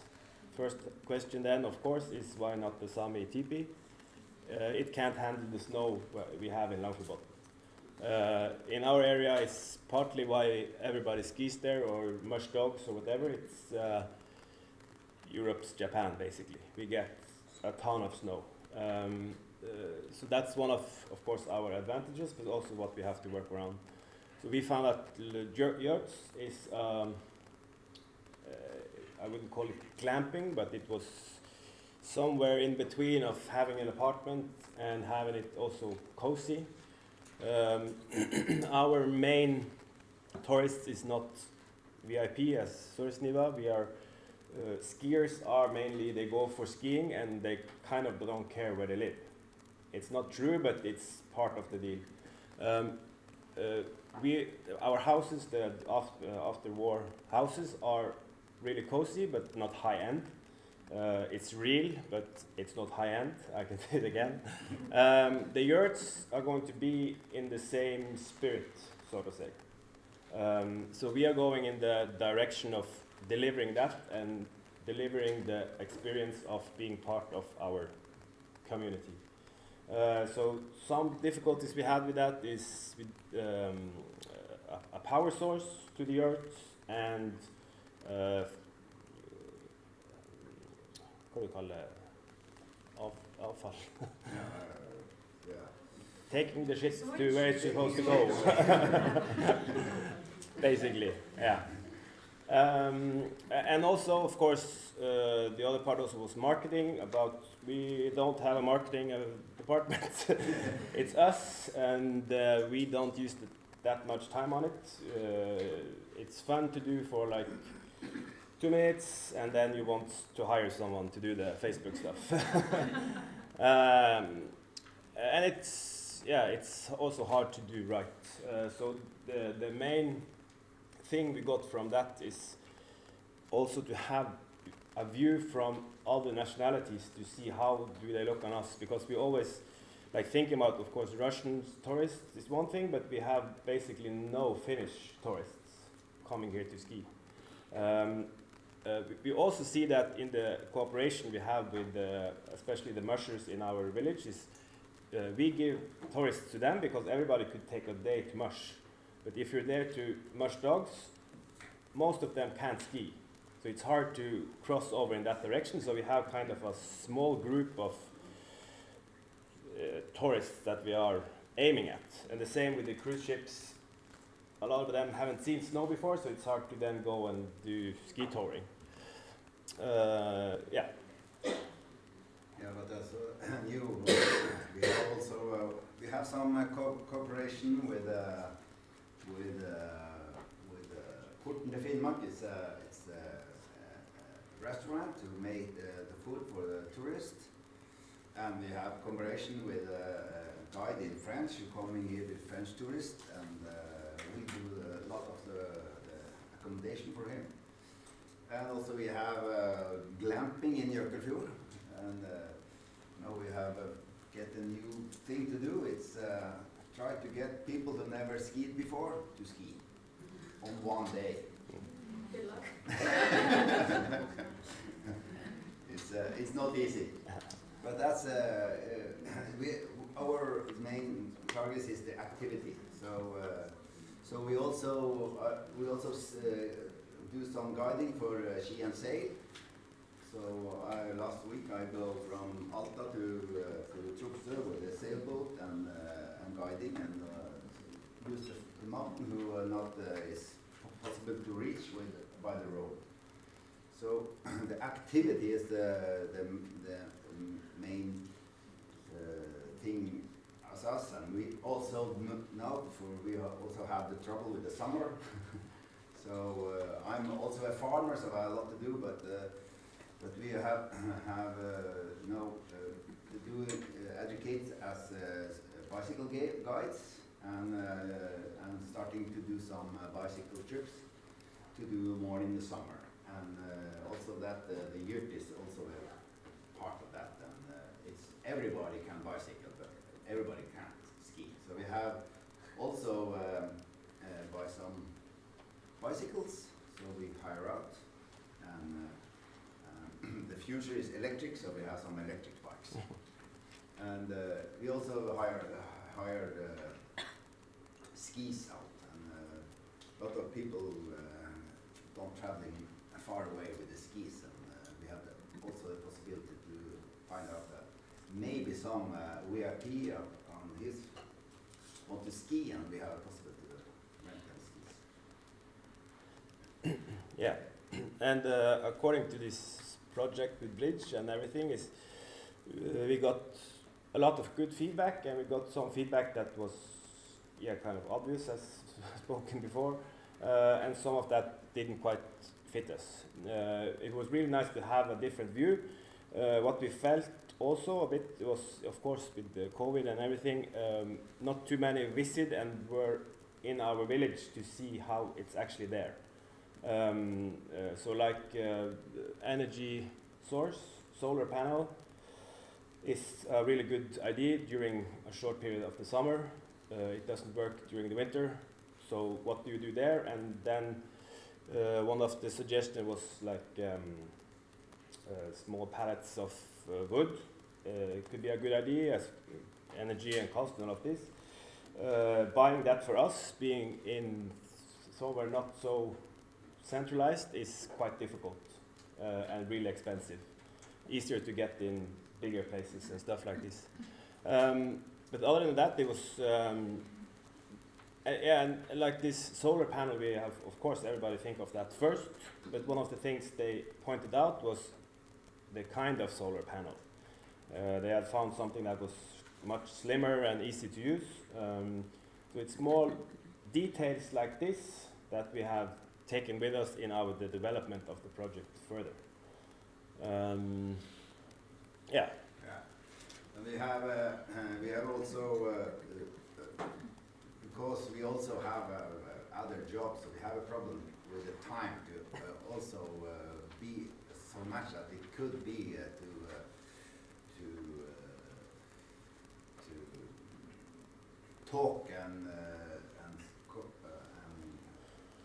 cooperation with the students. So that was a problem for us. We have when they could do anything, we maybe have guiding, or we have he's a trainer and race and traveling a lot in the winter.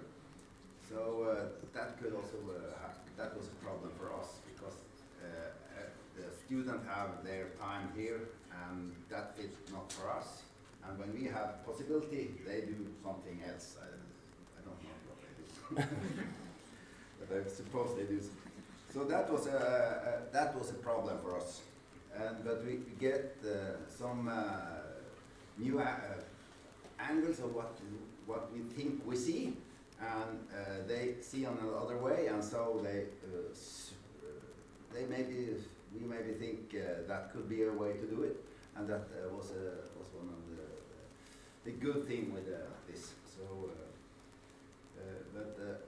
but I think, like Vegard said, that some of this suggestion hadn't come if they had been there before they do it, because they think maybe we live in a very little village, and it's not so near everything. I think we are done. Yeah, thank you.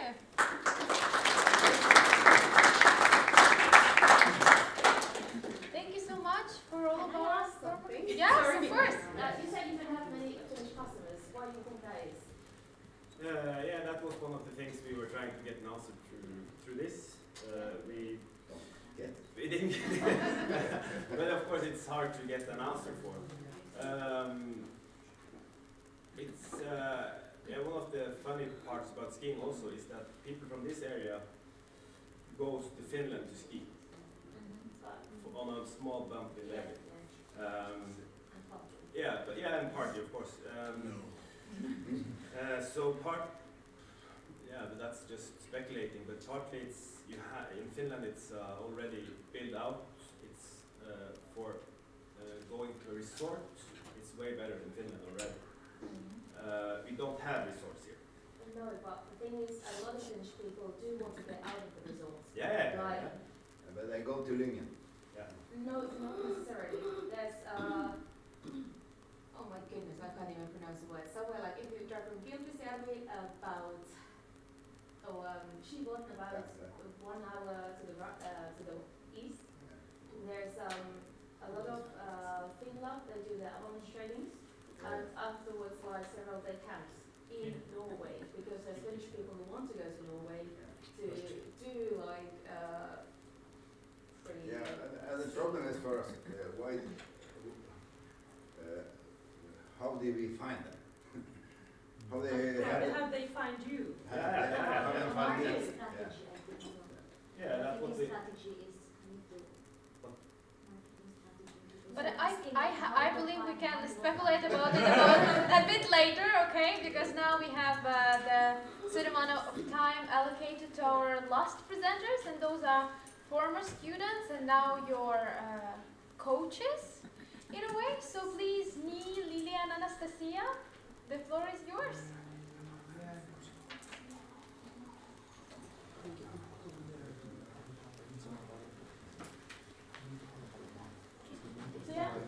Probably we have to be really short. It's okay, you can take some time. You can still take your 10 minutes. Yeah, but For all three of you, yeah. Like for me, which project starts actually because of Natalia. I have to say her a big thank you, because in a year when Corona came in a picture, I make a decision that I'm gonna say yes to everything, to every opportunity. But like everything starts very smooth, very nice. Like I wasn't hungry. Like lockdown came, but then lockdown came and I was super depressed because like I'm a person. I want to like always do something. I can't just be locked in a room, and it was really hard for me. And also I never check my email because I'm dyslexic and I can't read, so I always need someone to read me emails. And I was alone, so I never read emails. And Natalia sent me a personal message, which I replied. And actually, of course, I didn't read about the project also because I can't do it. And I just say yes. And on the go, I get to know that it's really, yeah. But I have a good excuse. I really can't read emails. So, and like on the go, I get to know that it's actually so exciting project. Like it was really cool. My first case was Karelian design, and it was like two young ladies from Petroskoi who created like a company, and they like used all kind of national things and combined it with like modern style, and they did like the art objects and also like some furnitures. And I was thinking, wow, it's exactly what I was needed during Corona time, because I get inspiration from these young ladies, and also they have an international team. So I was still like kind of alive again. And I think like a bridge project, it's all about connections, sharing experience, and also it give a great inspiration, because after all I become entrepreneur myself, because I kind of feel that like to have business in Europe or Russia, it's not that big of a deal. You can just start and try, and yeah, that's cool. Okay, so I can continue. My name is Mi, and I have participated in Bridge twice before, and those meetings were fully online.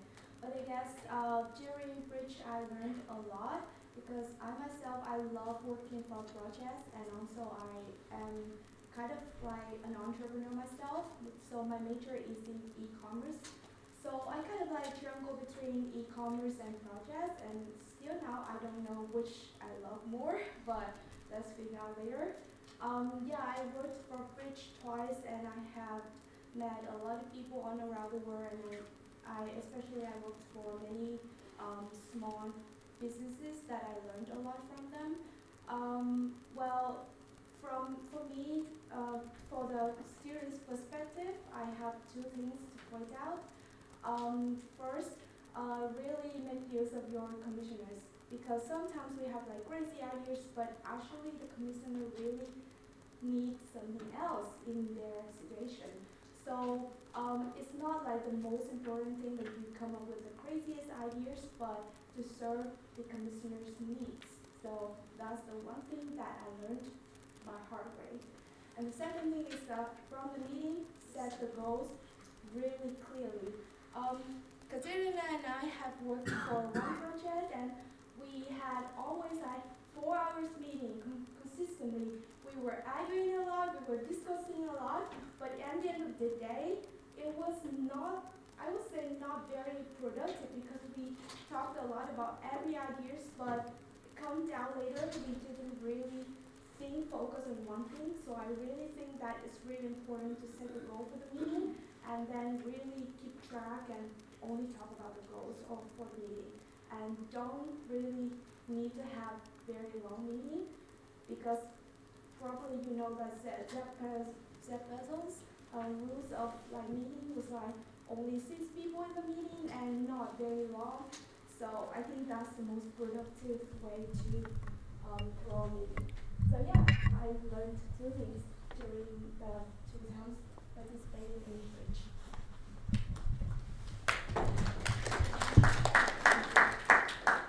Hi everybody, my name is Lei, and I'm from Vietnam. Honestly, I'm not used to speaking in front of lots of people like this, so I'm a little bit nervous, but I hope that I can like make it into the end. And I was the participant in Bridge project in the last autumn, 2021, and I was in the same team with 2 other Russian guys. And at that time, the COVID still really bad, and everything took online. So I think that I had a really hard time in the very beginning with the communication, because our English is so bad or not so good. So I managed try to make it into the end anyway. So I hope that some of my experience can be like helpful to you guys, so that you guys can have more the productive work. So firstly, I think that it's really important to get to know your team members so well. It means that like not to the level that you just like the co-worker, but like can be friend after all. Because like this project is more about working together, and I think how do you feel about this trip and how do you feel about this project depend heavily on the teamwork. Because we spend most of the time doing the teamwork. So for example, if you have a nice team where you get along with each other so well, then you were really lucky. But otherwise, it's still okay. It's still fun. Anyways, so and because we come from different countries with different levels of knowledge, so please be kind and be open to others. Because last time I was in the same team with 2 other Russian guys, and one dropped in the middle of doing the project, so it's kind of like demotivated. But still lucky, I still have like one more Russian guys, and in the very beginning, we were so struggling to understand each other. But then I like stop for a while and then think again, and then like I start changing. Instead of hearing, I start listening. Every time I didn't understand what he meant, then instead of feeling embarrassed about my bad English, then I just ask him again and again until I guess his idea or partly guess his idea. And also for myself as well, when I feel like it's hard to convey my idea, then I just take it easier and then try to speak slowly until he gets my idea. So that's why, that's how we start being open to each other, and we be friends from that. So if you ever feel some like yourself in my case, then just try to be open and then get everything easier. And secondly, maybe you guys already know about it, but I just want to read again. Like it's really important to know exactly what is the commissioner want from us, because like it doesn't matter how well you offer the product or the solution, but it's more about how the commissioner like your idea.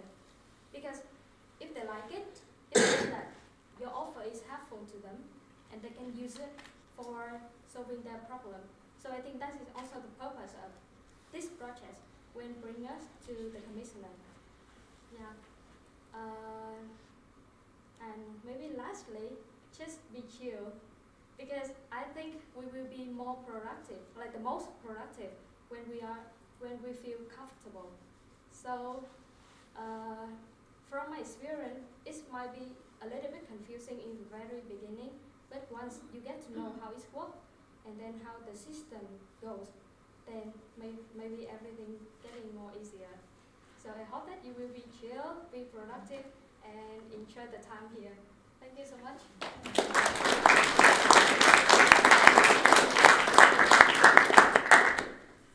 Maybe the students have any questions? Maybe no question, but to Lily, yes. We have to say from our experience, Anthony, remember, I have to say that in that team, what Lily is talking about, we have to give her the credit because she actually carried the team through till the end. If it was not for her determination, nothing would have happened, believe me. Thank you so much. Everything would have just collapsed. Yes, so it was because of her personal determination, as she had said. She just made the point, okay, now I have to walk through it. So the team got through it. Otherwise, it would have been a disaster. I remember we discussed about it. So good work. I mean, I think it's mostly happening online because I remember my first bridge project, and we also basically did it with like girl from Petrosko only together because first guy kind of skip us in the middle. But that's no problem. Just enjoy the moment. Take it easy. Everything is good. Doesn't matter if you win or not. Just enjoy, make connection, and that's cool. That's it. No stress. Yeah. Thank you, girls. Thank you so much.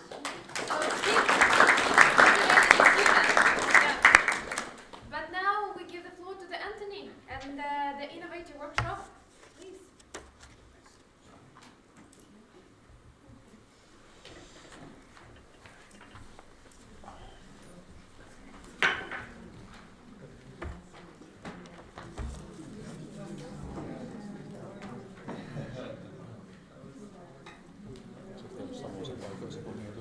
Noita vuoria. Kyllä joo. Ei ole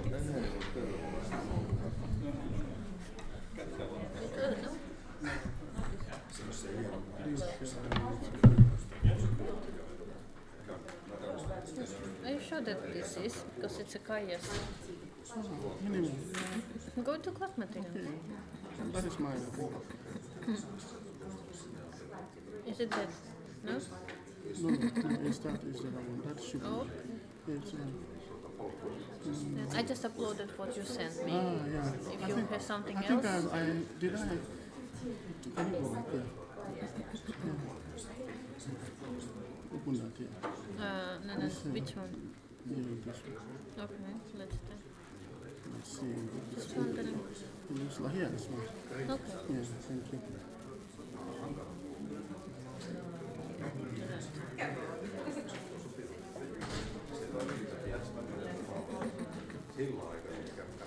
Teresa, what are you looking for?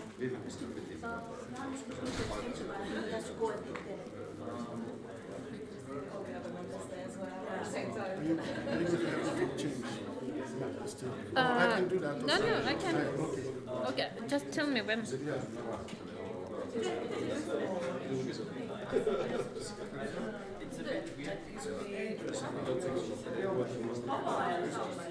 Okay. Good morning again. Good morning. Happy again to step up here. And thank you everyone, the commissioner, the students. It's been absolutely wonderful to hear your experiences and the results. It means that we're doing something right. Everyone is doing something right. And you've noticed it's a collective action. So it's not just one person. So everything we are doing for for collective purposes. So everyone has to gain. I was just talking also that we teachers also we gain every new ideas, every new experiences. Is good for everyone. And I was very happy to hear, the students were saying, listen to the commissioners. Listen to the commissioners. Even though we are talking about the customers and everything, the commissioners are the ones that we need to convince. They own the business. And they are serving the customers. So we need to convince the commissioners. So what I'm going to talk today, it's about convincing the commissioners. Because when we get it right with the customer, it's easier to convince the commissioners that what we're doing is not a waste of time. Okay? So it's very important. And today it's not a speech. Today is just to a little bit introduce this very concept, which you know already. And I want the team to get to work,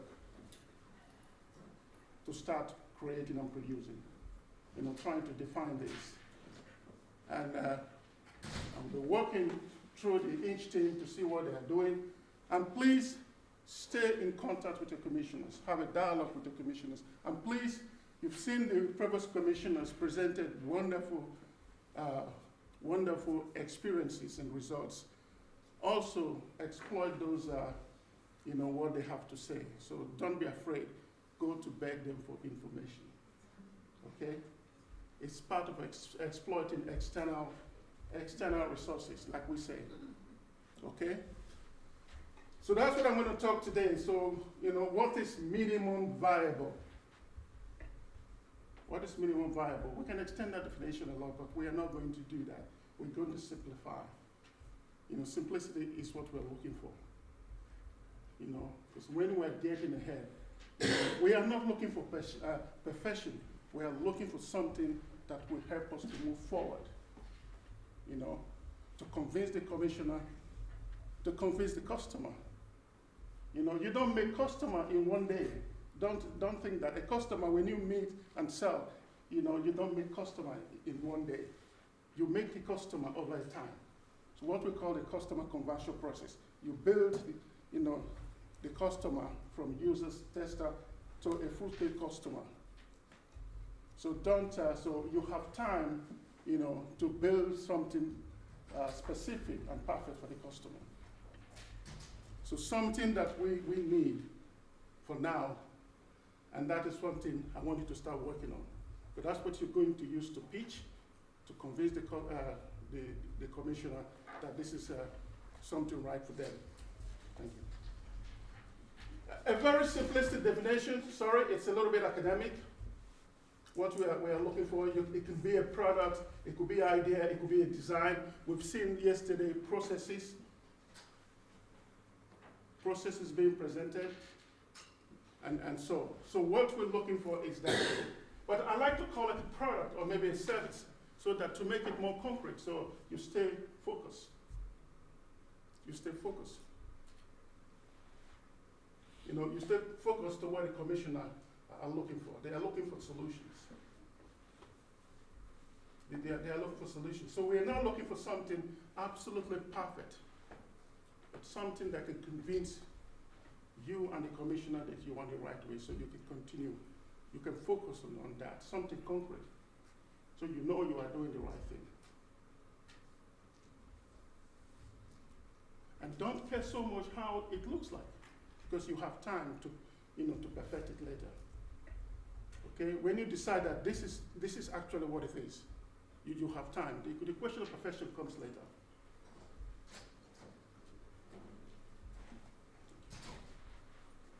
So this is what we're looking for. What is minimum? What is minimum? Some could say something rough, something that can give you an idea, because it's a process of, making it concrete. And when we talk about sufficient enough to raise the interest of the commissioner or a certain buyer, that, they find this interesting, to teach them, to take attention. And we need the attention of the commissioners. So sufficient enough to take attention of the commissioners, and the commissioners will take attention when they think this will raise attention from the end buyer.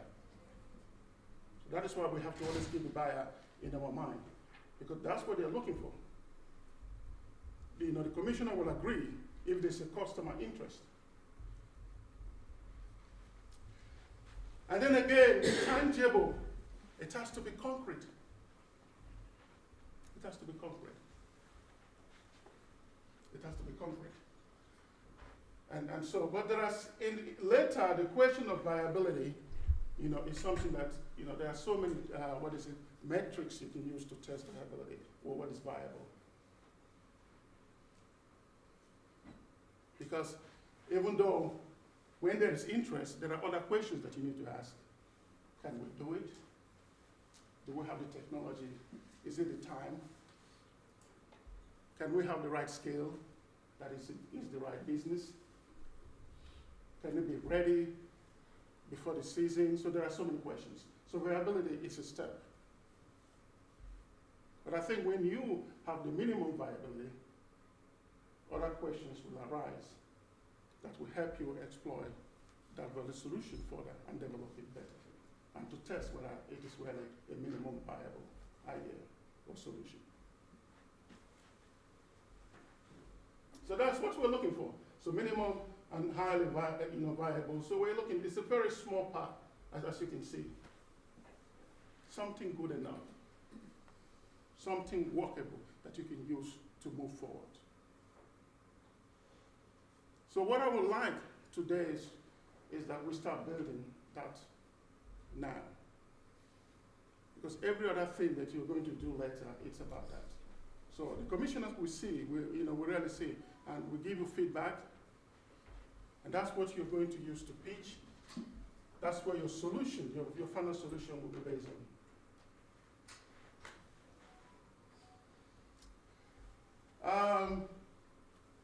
Because we are not testing, usually in normal circumstances we need to test, and so just go. And MVP, what it is not, it's not a final product. So we are not looking to have something final. Of course, if by chance, you come up with something final that customers, that's good enough for me, we will like it. It's hallelujah. So, but that's not what we're looking for. Okay. So simple rules. These slides, you can find them in Teams. What we're looking for, highest value that can be delivered quickly, for testing ideas and so, and for market testing and so something that the commissioners can start working on as fast as possible.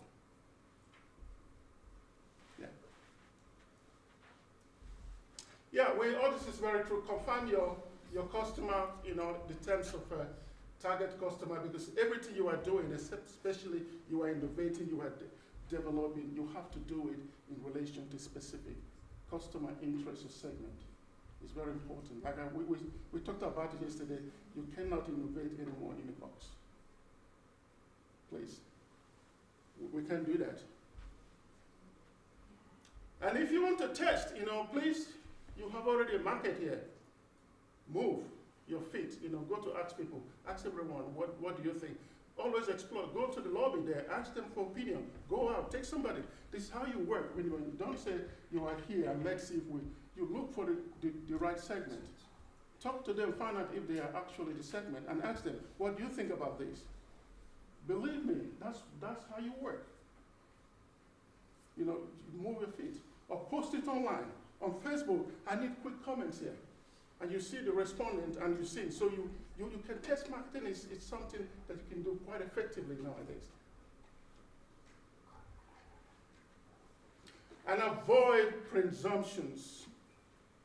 Don't assume. So when you are actually doing that, never assume. We need to test. Don't say, I think this will work. Please don't do that. So maybe you ask the commissioner, they have experience of the market, instead of saying, I think. So you ask the commissioner, what do you think? They know their customers.